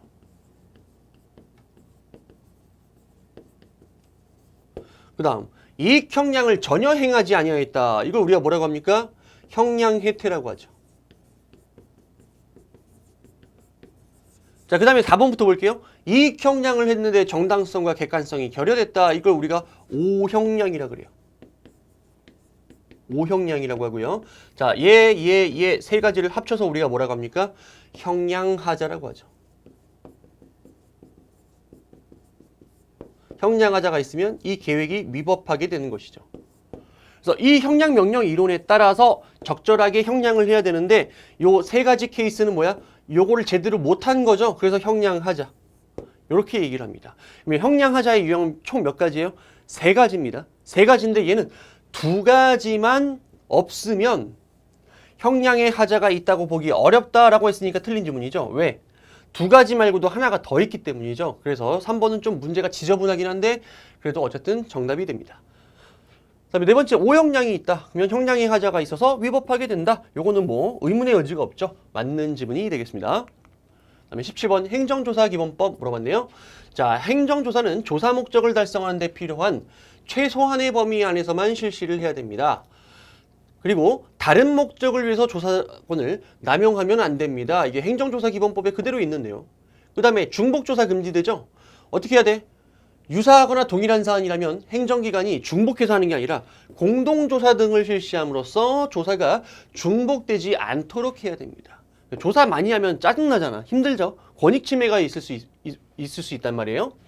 그다음에 행정조사는 법령의 위반에 대한 처벌에 중점을 두되, 벌써 틀렸죠. 여기에 중점을 두는 게 아니잖아. 이건 너무 많이 출제됐어요. 행정조사는 법령 위반에 대한 처벌에 중점을 두는 게 아니라 어디에 중점을 두라고? 법령을 준수하는데 여기에 중점을 두도록 해야 되겠죠. 그래서 정답은 3번입니다. 100번 출제된 거죠. 그다음에 네 번째, 행정기관은 조사를 통해서 알게 된 정보를 다른 법률에 따라 내부에서 이용하거나 또는 다른 기관에서 제공하는 경우를 제외하고는 원칙적으로 원래의 조사 목적 이외의 용도로 이용하거나 타인에게 제공하면 안 됩니다. 누설하면 안 되겠죠. 조사를 통해 알게 된 정보를. 다만 예외가 있죠. 이런 게 예외예요. 다른 법률에 따라 내부에서 이용하거나 다른 기관에 제공하는 경우, 이런 경우는 이제 예외적인 사유가 되겠습니다. 그다음에 18번 행정규칙 물어봤습니다. 이것도 아마 여러분들이 조금 어려워하지 않았나라는 생각이 듭니다. 자, 1번부터 볼게요. 법령 보충적 고시 물어봤어요. 이게 뭡니까? 상위 법령이 고시와 같은 행정규칙에 법령이 될 사항을 위임하는 경우죠. 그래서 얘가 이제 법령이야, 상위 법령이. 근데 요 내용을 채우기가 힘든 거야. 왜? 이게 너무 전문적이고 기술적이야. 그래서 이거를 누구한테 위임을 합니까? 고시와 같은 행정규칙에다가 위임을 하는 거야. 자, 위임을 하면 이제 고시가 이 내용을 정해서 어떻게 요 부분을 채워줍니다. 채워주면 어떻게 돼요? 상위 법령과 결합하는 한도 내에서 대외적 구속력이 있는 법규명령으로서의 효력을 갖게 되겠죠. 그 내용 그대로 물어보고 있어요. 맞는 지문이 되겠죠. 자, 그 다음에 두 번째, 행정규칙은 행정규칙을 제정한 행정기관에 대해서는 대내적으로 법적 구속력을 갖지 않는다. 맞는 지문이고요. 이게 이제 그 박균석 교수님의 그 행정법 기본서에 그대로 나와 있는 지문이에요. 그러니까 특정 교수님만 언급했던 어떤 지엽적인 이론을 지금 물어본 거예요. 이런 것들을 찾아내나 봐. 시험 출제하려고. 그러니까 왜 이런 식으로 출제되는지는 자세히 모르겠어요. 자, 일단 이게 무슨 내용이냐면, 자, 행정규칙이라는 게 뭐예요? 일반적 추상적 규범이죠. 일단. 그죠? 근데 이게 이제 어떤 식으로 이루어지는 거냐면, 상위 기관이 있어요. 상급관청이 있고, 그 다음에 하급관청이 있어요. 그럼 얘가 얘한테 일정한 명령을 내리는 거야. 어떤 형식으로? 일반적, 추상적 이 형식으로. 그래서 얘를 이제 행정규칙이라고 하죠. 다른 말로 얘를 이제 행정명령이라고도 합니다. 그래서 규칙을 제정해서 상위기관이 얘한테 뭐 하는 거야? 일종의 명령을 내리는 거예요. 행정규칙이라는 게. 자, 그렇다면 행정규칙에는 어떤 효력이 있습니까, 여러분들? 행정규칙은?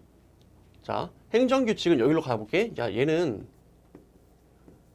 대내적 구속력이 있죠. 반면에 구속력이 있죠. 근데 대외적 구속력은 없잖아. 그죠? 요거까지는 알고 있어요. 그 중에서도 바로 위에 요거 물어본 거죠. 대내적 구속력이 어떤 걸 의미하느냐? 대내적 구속력이라는 건 바로 뭐냐면 행정 내부에서 상급기관이 하급기관을 뭐하는? 구속하는 효력이 있는 거야. 구속. 그러면 대내적 법적 구속력이라는 건 얘네들을 구속하는 거예요. 얘네들을. 이 행정규칙이. 그럼 누구를 구속하는 건 아니야. 얘를 구속하는 건 아니죠. 명령을 한 요 내지 상급관청을 구속하는 게 아니란 말이에요. 그래서 요거는 이제 맞는 지문이에요. 맞는 지문. 자, 요 정도 보시고요. 그 다음에 세 번째, 사실상 준비행위 또는 사전 안내로 볼 수 있는 국립대학 입학고사 주요 요강. 이거는 100번 출제된 거고 제가 수업 시간에도 너무너무 강조했던 거죠. 너무너무 강조했던 거예요. 결론을 기억해 봅시다. 우리 수험생이니까. 자, 얘는 뭐 아니야? 행정처분 아니었습니다. 처분은 아닌데 대신 권리구제가 가능하긴 했어요. 왜? 헌법 소원의 대상은 됐거든요. 즉 다시 말하면 얘는 행정소송의 대상은 아니었어요. 하지만 헌법 소원의 대상이 됐었죠. 헌법 소원. 기억나십니까? 왜? 앞으로 법령의 뒷받침에 의해서 실시될 것이 틀림없이 예상되어 요게 이제 기본권 침해 가능성이 지금 현실로서 충분히 현실화되었다. 그래서 얘는 항고소송의 대상이 되는 처분이 아니라 헌법소원의 대상이 되는 공권력 행사에 해당한다라고 했던 게 우리 헌법재판소의 태도였죠. 그래서 정답은 3번입니다. 한번 다시 한번 확인해 보세요. 그 다음에 네 번째, 일반적인 행정처분 절차를 정하는 행정규칙은 대외적 구속력이 없죠. 우리 국민을 구속하는 효력이 없습니다. 맞는 지문이 되겠습니다. 그래서 이게 아마 좀 어려웠을 텐데 다행히도 3번이 너무너무 빈출이니까 이건 무조건 알고 있어야 돼요. 그래서 답을 찾는 건 충분히 가능했다라고 볼 수 있을 겁니다. 그 다음에 19번 갑니다. 자, 공익사업을 위한 토지 취득 및 보상에 관한 법률상, 자, 환매권에 대한 설명으로 옳지 않은 것은, 자, 환매권이라는 게 뭐냐면 이런 거예요. 자, 공익사업을 하게 되면 공익사업을 위해서 어떻게 내 토지를 국가에 내줄 수밖에 없잖아요. 맞습니까? 이게 뭡니까? 첫 번째, 협의취득 또는 수용이죠. 수용이라는 게 강제로 취득해 가는 거잖아요. 그럼 내 땅을 뺏기면서 뭐라고 얘기를 하냐면 몇 년 안에 일정한 요건 하에 나중에 내가 이거를 다시 사갈 수 있는 권리. 이게 환매권이에요. 환매권. 다시 말하면 이게 특별희생이잖아요. 그렇죠? 수용이라는 게 내가 공익을 위해서 내 땅을 기꺼이 내준 거예요. 내줬지만 나는 이 땅에 대한 여러 가지 뭐가 있어. 어떤 뭐 애정도 있고 난 여기서 살고 싶고 여러 가지 어떤 그런 것들이 있어요. 그러면 나중에 이러한 사업들이 끝나서 목적이 다 달성되면 나한테 다시 돌려줘. 이게 환매권이에요. 자, 이걸 전제로 한번 문제를 풀어볼게요. 토지의 협의취득일 또는 수용개시일로부터 10년 이내에 해당 사업의 폐지 또는 그 밖의 사유로 취득한 토지의 전부 또는 일부가 필요 없게 된 경우, 더 이상 이제 공익사업을 위한 목적으로는 필요가 없게 된 거죠. 그때는 우리 토지 소유자 있죠. 이거 뺏겼던 토지 소유자 또는 그 포괄승계인, 뭐 상속인이 있으면 그 상속인이 이제 포괄승계인이 되는 거야. 이 사람은 뭐를 할 수 있다? 환매권을 행사할 수 있습니다. 다만 환매권 행사에 뭐가 있습니까? 10년이라는 지금 기간 제한이 지금 규정되고 있는 겁니다. 기간 제한이 있고요. 그 다음에 두 번째, 환매권의 발생 기간을 제한했습니다. 제한하고 있죠, 이렇게? 제한하고 있어요. 제한한 것은 사업 시행자의 지위나 이해관계인들의 토지 이용에 관한 법률관계 안정, 토지의 사회 경제적 이용 효율 제고, 사회 일반에 돌아가야 할 이 개발 이익이 원소유자에게 기속되는 불합리, 이런 방지 등을 위한 것이라 하더라도 그 입법 목적은 정당하다고 할 수 없다. 그러면 이게 뭔 말이지? 입법 목적이 정당하다고 할 수 없다? 맞는 것 같은데? 틀린 지문이에요. 이게 너무 어려워요. 그러니까 헌법재판소가 어떤 법률이 헌법에 위반되는지를 판단할 때 과잉금지 원칙을 들이대잖아요. 과잉금지 원칙. 과잉금지 원칙의 기준이 이제 네 가지죠. 입법 목적의 정당성, 그 다음에 수단의 적합성,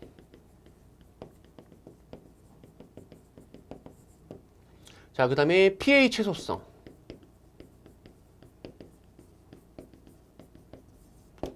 자, 마지막에 이제 법익 균형성.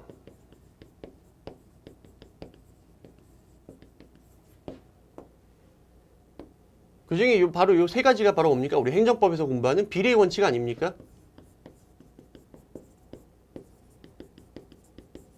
그죠? 자, 그 중에서 지금 뭘 물어봤냐면 바로 요거 물어본 거예요. 첫 번째, 입법 목적의 정당성, 여기에 위반되느냐? 뭐가 10년으로 제한하고 있는 요 환매권 발생 기간 제한 규정이 요 입법 목적의 정당성에 어긋나느냐, 이걸 물어본 건데, 실제로 우리 헌법재판소 판례를 보시면요, 목적의 정당성이 위배됐다라고 판단되는 사례는 거의 없어요. 진짜 극단적인 경우 아니고서는 대부분 입법 목적 자체는 정당하다고 얘기를 합니다. 왜냐면 입법자들이 그 어떠한 목적을 위해서 법을 만드는데 그 목적 자체는 보통 정당한 걸로 인정을 해요. 그럼 나머지 뭐 예를 들어서 피해의 최소성이나 법익 균형성, 여기서 거의 위반이 나타나게 되겠죠. 특히 목적의 정당성에 위반되는 사례들은 진짜 손에 꼽힙니다. 예를 들어서 뭐 과거에 뭐 동성동본 혼인을 금지했던 거 있죠. 그건 입법 목적 자체가 이게 헌법에 위반된다라고 봤습니다. 또는 뭐 혼인빙자 간음죄 있죠. 이거는 개인의 성적 자기결정권을 제한하려는 목적을 가지고 법을 만들었기 때문에 이거는 헌법에 위반된다 이렇게 얘기를 했기 때문에 거의 뭐 사례들이 진짜 손에 꼽혀요. 특이한 경우에만. 하지만 우리 판례는 지금 환매권 발생 기간을 제한하도록 한 입법자의 목적 자체는 뭐야? 정당하다고 얘기를 했고요. 반면에 피해의 최소성이라든지 법익 균형성에 어긋나서 이 규정이 헌법에 위반된다라고 결정을 내렸습니다. 그러니까 이 지문은 틀린 지문이에요. 근데 이걸 어떻게 알겠냐고, 우리 학생이. 그래서 결과적으로 19번은 틀리는 게 정상이라고 저는 생각을 해요. 19번은 틀려도 저는 상관이 없다라고 생각을 합니다. 그리고 3번, 환매권 발생 기간을 10년을 예외 없이 유지하게 되면 토지 수용 등의 원인이 된 공익사업 폐지 등으로 공공필요가 소멸되었음에도 단지 10년이 경과했다는 사정만으로 환매권이 배제되는 결과가 초래되기 때문에 일률적으로 10년만 가지고 이거는 헌법에 위반된다. 이렇게 얘기했던 사례예요. 그다음에 네 번째, 위 법률 조항의 위헌성, 즉 뭐 때문에 위헌이냐, 이거는 환매권의 발생 기간을 제한한 것 그 자체에 있다기보다는, 즉 환매권 발생 기간은 어느 정도 제한할 수는 있어요. 제한할 수 있는데 10년이 너무했다는 얘기야. 일률적으로 10년이라고 했던 게 그 기간을 10년 이내로 제한한 것에 있다. 이게 위헌이다. 그렇다면 이 사건 법률 조항의 위헌성을 제거하는 다양한 방안이 있을 수 있고 이는 입법 재량에 속한다 라고 해서 얘는 맞는 지문이네요. 우리 재판소 판례 그대로예요. 근데 문제는 이게 또 좀 문제의 소지가 있는 게, 분명히 이게 지금 헌법에 위반된다고 해갖고 지금 헌법 불합치 결정이 있는 부분인데, 그럼 요거는 어떻게 해야 되지? 이미 헌법 불합치가 났는데, 즉 이게 지금 위헌성이 인정된다라고 얘기했거든. 이게 좀 애매해요. 위헌성이 인정된다고 얘기했기 때문에 이게 조금 약간 애매하긴 해요. 그래서 이 문제는 저도 잘 모르겠어요. 이게 어떻게 말씀드려야 될지 모르겠는데, 저도 좀 추후에 조금만 더 지금 검토를 해보고, 지금 저도 지금 풀다가 지금 생각을 해보니까 뭔가 좀 이상한 것 같거든요. 그래서 저도 추후에 한번 검토를 해서 말씀을 드리도록 하겠습니다. 이게 맞나? 이게 정답이 2번이라고 하는 게, 물론 2번은 명확하게 정답입니다. 근데 이제 1번이 좀 애매하긴 한 것 같아요. 이 부분은 제가 다시 한번 좀 검토를 해보도록 할게요. 저도 아무 생각 없다가 지금 해설하면서 지금 뭔가 불현듯 위헌이라고 했는데 얘는 뭐지? 라는 생각이 듭니다. 지금 물음표가. 자, 20번 국가배상법 내용에 관한 설명으로 옳지 않은 것은? 자, 국가나 지방자치단체는 공무를 위탁받은 사인이 직무를 집행하면서 고의 또는 과실로 법령을 위반하여서 타인에게 손해를 입힌 때 국가배상법에 따라 그 손해를 배상하여야 한다. 맞죠? 왜? 우리 국가배상법상 공무원에는 공무를 위탁받은 사인도 포함됩니다. 그래서 공무원이 잘못하면 얘가 책임지는 거잖아. 그러니까 얘가 잘못해도 얘가 책임을 지는 거예요. 우리 국가배상법상. 그다음에 두 번째, 도로 하천 그 밖에 공공의 영조물의 설치 관리상의 하자가 있다. 이게 이제 제5조의 책임이죠. 영조물 책임. 자, 이로 인해서 타인에게 손해를 발생했을 때 누가 책임집니까? 국가나 지방자치단체는 그 손해를 배상해야 됩니다. 이게 5조의 국가배상 책임입니다. 자, 요게 좀 어렵습니다. 뒤에 이 경우 군인 군무원의 이중배상 금지에 관한 규정, 얘는 마찬가지로 이 5조에도 적용이 됩니다. 적용이 됩니다. 원래 이중배상 금지 규정이 어디에 규정되어 있어요? 제2조 1항 단서에 규정이 되어 있죠. 그리고 2조 책임을 전제로 한 이 이중배상 금지 규정은 역시 어디에도 준용이 됩니까? 5조에도 준용이 되기 때문에 만약에 5조 책임에 있어서 피해자가 군인이다, 그러면 다른 법률상의 보상을 받을 수 있으면 다시 배상을 청구할 수가 없어요. 됐습니까? 그래서 얘는 틀린 지문이에요. 이 뒷부분 때문에. 이 뒷부분이 틀렸어요. 정답은 2번. 3번. 공무원에게 고의 또는 중대한 과실이 있다. 괘씸한 놈이죠. 그때는 어떻게 할 수 있어? 국가가 배상해놓고 얘한테 구상권을 행사할 수 있죠. 그래서 구상권을 행사할 수 있다는 이 지문은 맞는 지문이 되겠습니다. 그 다음에 네 번째. 군인 군무원이 전투훈련 등 직무집행과 관련해서 전사순직했다. 그때 본인이나 유족이 다른 법령에 따라 재해보상금, 유족, 영위상금 등의 보상을 받을 수 있다. 그러면 중복해서 뭐는 청구할 수 없다? 배상을 청구할 수 없다. 이거 맞는 지문이죠. 이게 바로 뭡니까? 군인 등의 이중 배상 금지 규정이죠. 그래서 정답은 2번이 되겠습니다. 21번. 자, 공공기관의 정보 공개하는 법률에 대한 설명으로. 자, 옳지 않은 거. 자, 정보 공개는 우리 국민에게, 모든 국민에게 인정되는 권리예요, 일단. 그래서 우리 모든 국민은 알 권리 차원, 헌법상 알 권리를 실현하기 위해서 정보 공개를 청구할 수 있는 권리를 갖고요. 자, 우리가 권리를 갖는다는 얘기는 무슨 말이요? 상대방인 공공기관 입장에선 공개를 해야 할 의무가 있는 거예요. 그래서 그 의무를 어떻게 적극적으로 이행하도록 규정을 하고 있습니다. 그래서 맞는 지문이죠. 그다음에 세 번째, 자, 공공기관의 정보 담당자, 정보공개 담당자는 정보공개 업무를 성실하게 수행해야 되고요. 공개 여부의 자의적인 결정, 고의적인 처리 지연, 위법한 공개 거부 및 회피 등 부당한 행위를 하면 돼야 안 돼요. 이건 너무너무 당연한 거죠? 안 되겠죠. 그 다음에 정답은 4번입니다. 자, 공공기관은 예산 집행 내용과 사업평가 결과 등 자, 행정 감시를 위해서 필요한 정보. 여러분, 정보 공개의 거의 대부분의 주된 목적이 바로 요거란 말이야. 행정 감시 목적이에요. 그러다 보니까 정보 공개 청구권은 그 자체가 법률상 이익이라고 하죠. 별도의 법률상 이익을 요구하지 않죠. 그 자체가 법률상 이익이기 때문에 이해관계 없는 시민단체도 정보 공개를 청구할 수가 있다라는 거야. 왜? 뭐 때문에? 행정 감시를 위해서. 그래서 내가 만약에 이해관계가 없어. 그 정보와 관련해서. 뭐 피해를 받은 바 없어. 그래도 뭐 할 수 있어요? 정보 공개 청구할 수 있는 거예요. 요걸 위해서. 자, 그래서 이러한 정보에 대해서는 공개의 구체적 범위, 주기, 시기, 방법 등을 미리 정해서 정보통신망을 통해서 알려야 됩니다. 알릴 필요까지 없으나 요게 틀린 거예요. 읽어봐도 여러분들 글이 좀 어색하다는 거 여러분들이 확인할 수 있을 겁니다. 알려야죠. 이런 정보는 당연히 어떻게 적극적으로 공개한다는 차원에서 어떻게 해야 돼? 정보통신망을 통해서 미리 알려야죠. 그리고 얘는 정기적으로 또 공개까지 해야 됩니다. 이런 애들은 청구하기 직전에. 그래서 이런 것들은 제가 그 특강을 할 때도 다 강조했던 부분들이니까 어느 정도 답을 찾을 수 있지 않을까요? 혹은 만약에 4번을 안 봤어도 1, 2, 3번을 본다면 당연히 4번이 답이 되겠거니 하고 여러분들이 찍고 넘어가셨어야 된다라고 말씀을 드릴 수 있습니다. 그다음에 행정의 실효성 확보 수단에 대한 설명. 자, 틀린 거 찾아봅시다. 자, 개고서라는 명칭의 한 장의 문서로 여기다가 뭐를 하는 거야? 두 가지를 하는 거지. 개고서. 여기다가 하나에다가 뭐를 해? 철거를 명하죠. 자진 철거. 또 여기다 뭐까지? 개고 처분까지 같이. 동시에. 요거 가능합니까? 가능하다는 게 우리 판례토야. 왜? 문서는 한 장이지만 독립적으로 얘도 있고 얘도 있는 거잖아. 그리고 자, 자진 철거를 명하면서 여기에 상당한 기간을 부여했는데 개고 시에 필요한 상당한 이행 기간을 여기다가 안 적었어요. 그때는 우리 판례가 뭐라고 합니까? 여기에 요구되는 상당한 기간에는 개고 시에 필요한 상당한 이행 기간도 포함되어 있기 때문에 여기 충분한 기간이 있으니까 요거 떼갖고 여기다 쓰면 되잖아. 그래서 설사 여기에 상당한 이행 기간을 부여하지 않았다 하더라도 적법하다라고 했던 판례 다 기억나셔야 돼요. 100번 이상 출제된 거예요. 그래서 자, 한 장의 문서에다가 요것도 하고 또 요것도 했습니다. 그래도 우리 판례 뭐라고 합니까? 철거 명령과 개고 처분은 독립하여 있는 것으로서 그 각 요건이 충족되었다고 볼 것이다.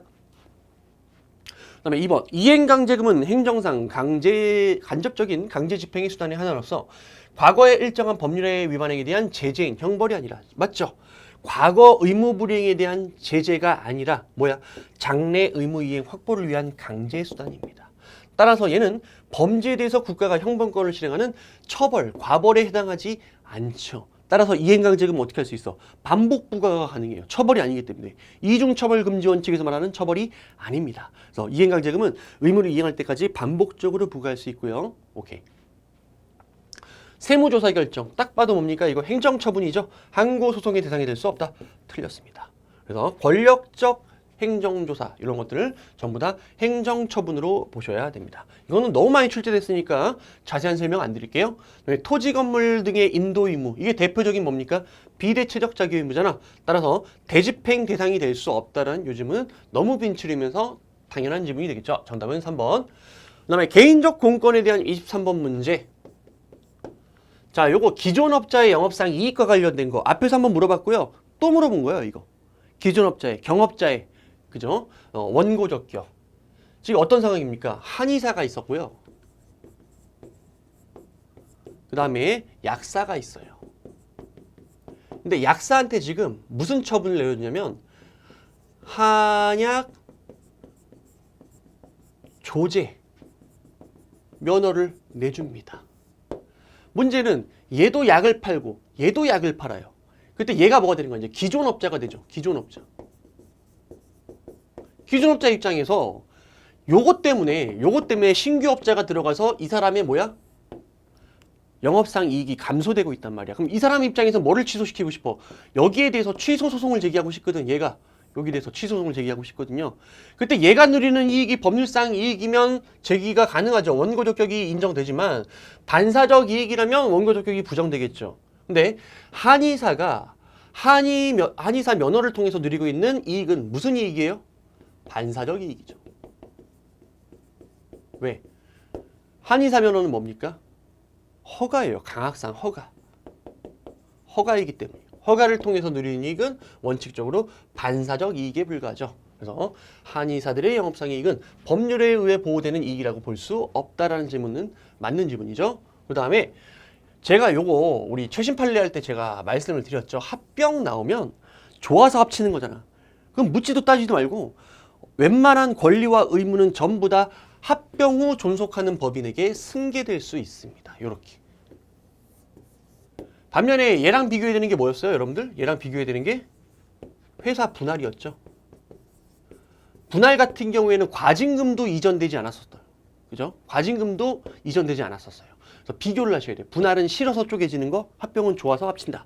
자, 이렇게 정리하시면 맞는 지문이라는 거 체크할 수 있고요. 그 다음에 세 번째, 당사자 사이에서 석탄산업법 시행령 뭐의 소정의 제1호금에 대한 지급 청구에 대한 부재소 합의가 있었대요. 이게 뭡니까? 소권 포기 특약이죠. 특약. 근데 이 공법상 걸린 소권 포기가 가능해 불가능해? 불가능하잖아요. 따라서 당사자가 임의로 공법상 걸린 소권을 포기하기로 한 이러한 특약을 맺으면 이 특약은 뭐가 됩니까? 무효입니다. 무효예요. 그래서 소권은 함부로 포기할 수가 없습니다. 그래서 결론, 합의는 효력이 부정된다. 효력이 없다. 이렇게 가셔야 돼요. 이건 너무 쉬운 질문이에요. 정답 3번입니다. 자, 마지막. 석유 판매업 허가는 대물적 허가의 성질을 갖죠. 대물적 허가의 성질을 갖는다는 얘기는 무슨 말이에요? 이전성이 있죠. 이전성이 있다는 얘기는 다시 말하면 양수인에게 제재 처분 또는 제재 사유가 있을 때 제재 처분 및 제재 사유가 누구한테? 양도인에게 내려진 제재 처분 및 제재 사유가 양수인에게도 승계가 됩니다. 따라서 양도인이 양도 이전에 뭔가 잘못을 했어요. 법 위반이 있어요. 그러면 이걸 이유로 어떻게 할 수 있어? 양수인에게 제재 처분을 내릴 수가 있죠. 그러니까 대물적 허가의 성질을 가지므로 양도인의 귀책 사유는 제재 사유는 양수인에게도 그 효력이 미친다. 이전된다. 요 지문은 맞는 지문이 되겠습니다. 그다음에 24번. 행정행위 부관에 대한 설명으로 자 틀린 거 찾아봅시다. 자, 행정행위에 있어서 관계법령에 명시적인 금지 규정이 없는 한 행정목적 달성을 하기 위해서 조건, 기한, 부담 등 부관을 붙일 수 있고 맞죠? 재량행위니까. 한 번 나왔잖아. 이거 앞에서도 나왔는데 또 나온 거예요. 한 번씩 더 우려먹는 것 같아. 문제를. 출제할 게 별로 없었나? 자, 그 부관의 내용이 이행 가능하고 비례 원칙 및 평등 원칙에 적합하며 행정처분의 본질적 효력을 저해하지 아니하는 이상 위협하다고 볼 수는 없다. 맞는 지문이죠. 그 다음에 부담은 행정청이 행정처분을 하면서 일방적으로 부과하는 것도 가능하지만 어떻게도 할 수 있어요?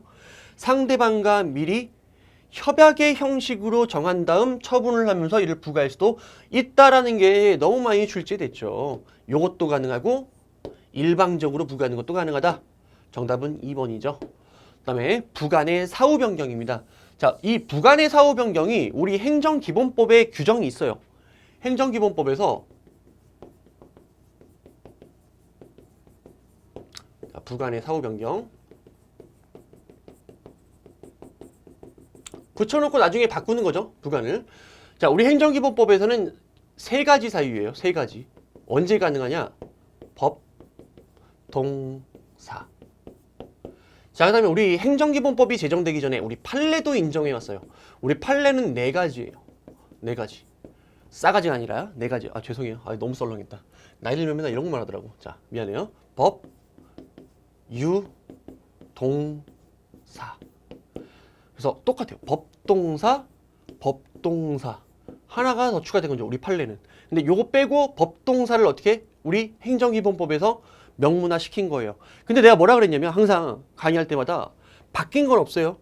얘도 맞고 얘도 맞는 거예요. 얘를 즉 판례에서 말했던 걸 뭔지 명확하게 규정했을 뿐이지 바뀐 건 없어요. 그래서 판례에 따라 출제돼도 맞는 지문이 되는 거예요. 자, 이게 뭡니까?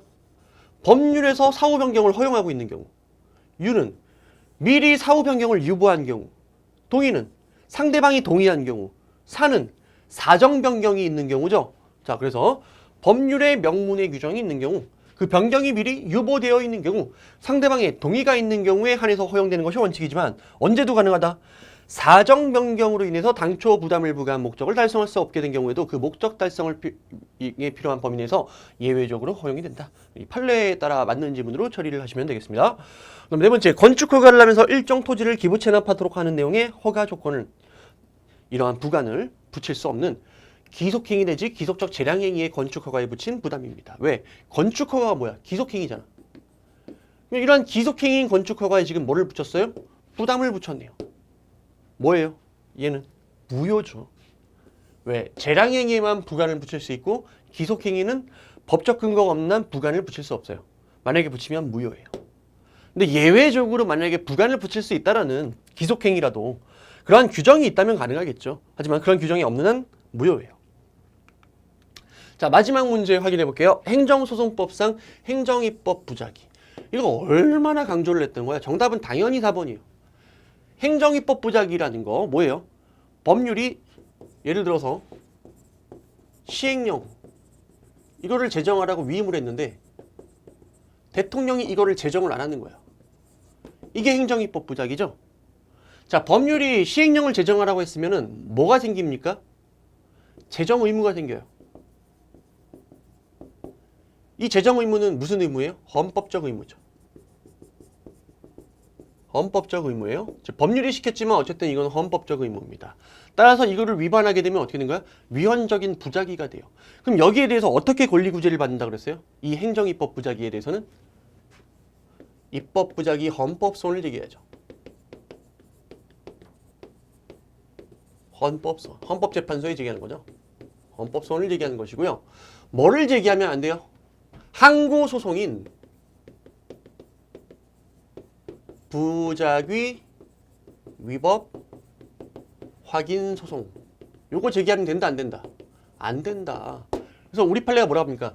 부작위 위법 확인 소송의 대상이 되는 것은 구체적인 자기의무 불이행이 대상이 되는 것이지 추상적인 입법의 제정 여부는 그 대상이 되지 않는다라고 100번 출제된 거예요. 이거 너무너무 강조한 거예요.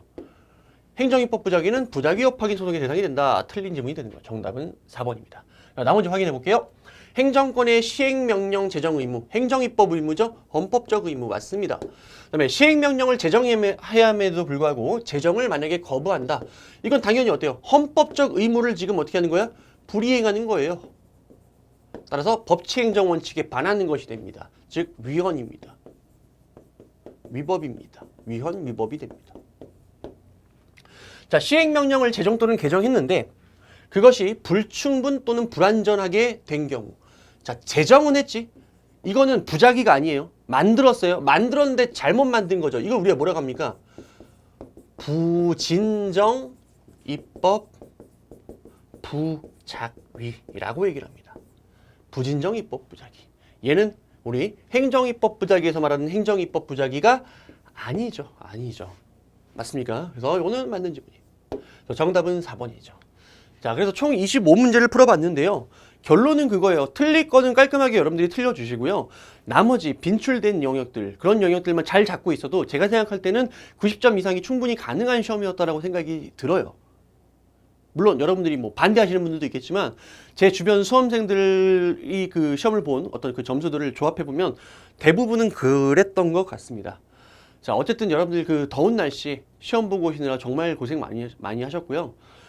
이 시험 결과에 또 일희일비하기보다는 여러분들이 앞으로의 어떤 그런 시험들을 대비를 하면서 지금 오늘 했던 그 해설 강의를 토대로 해서 여러분들이 좀 작전을 좀 제대로 좀 짜셔가지고 내년에는 꼭 좋은 점수로 여러분들이 합격을 하시길 기원하겠습니다. 여러분들 그동안 수고하셨습니다.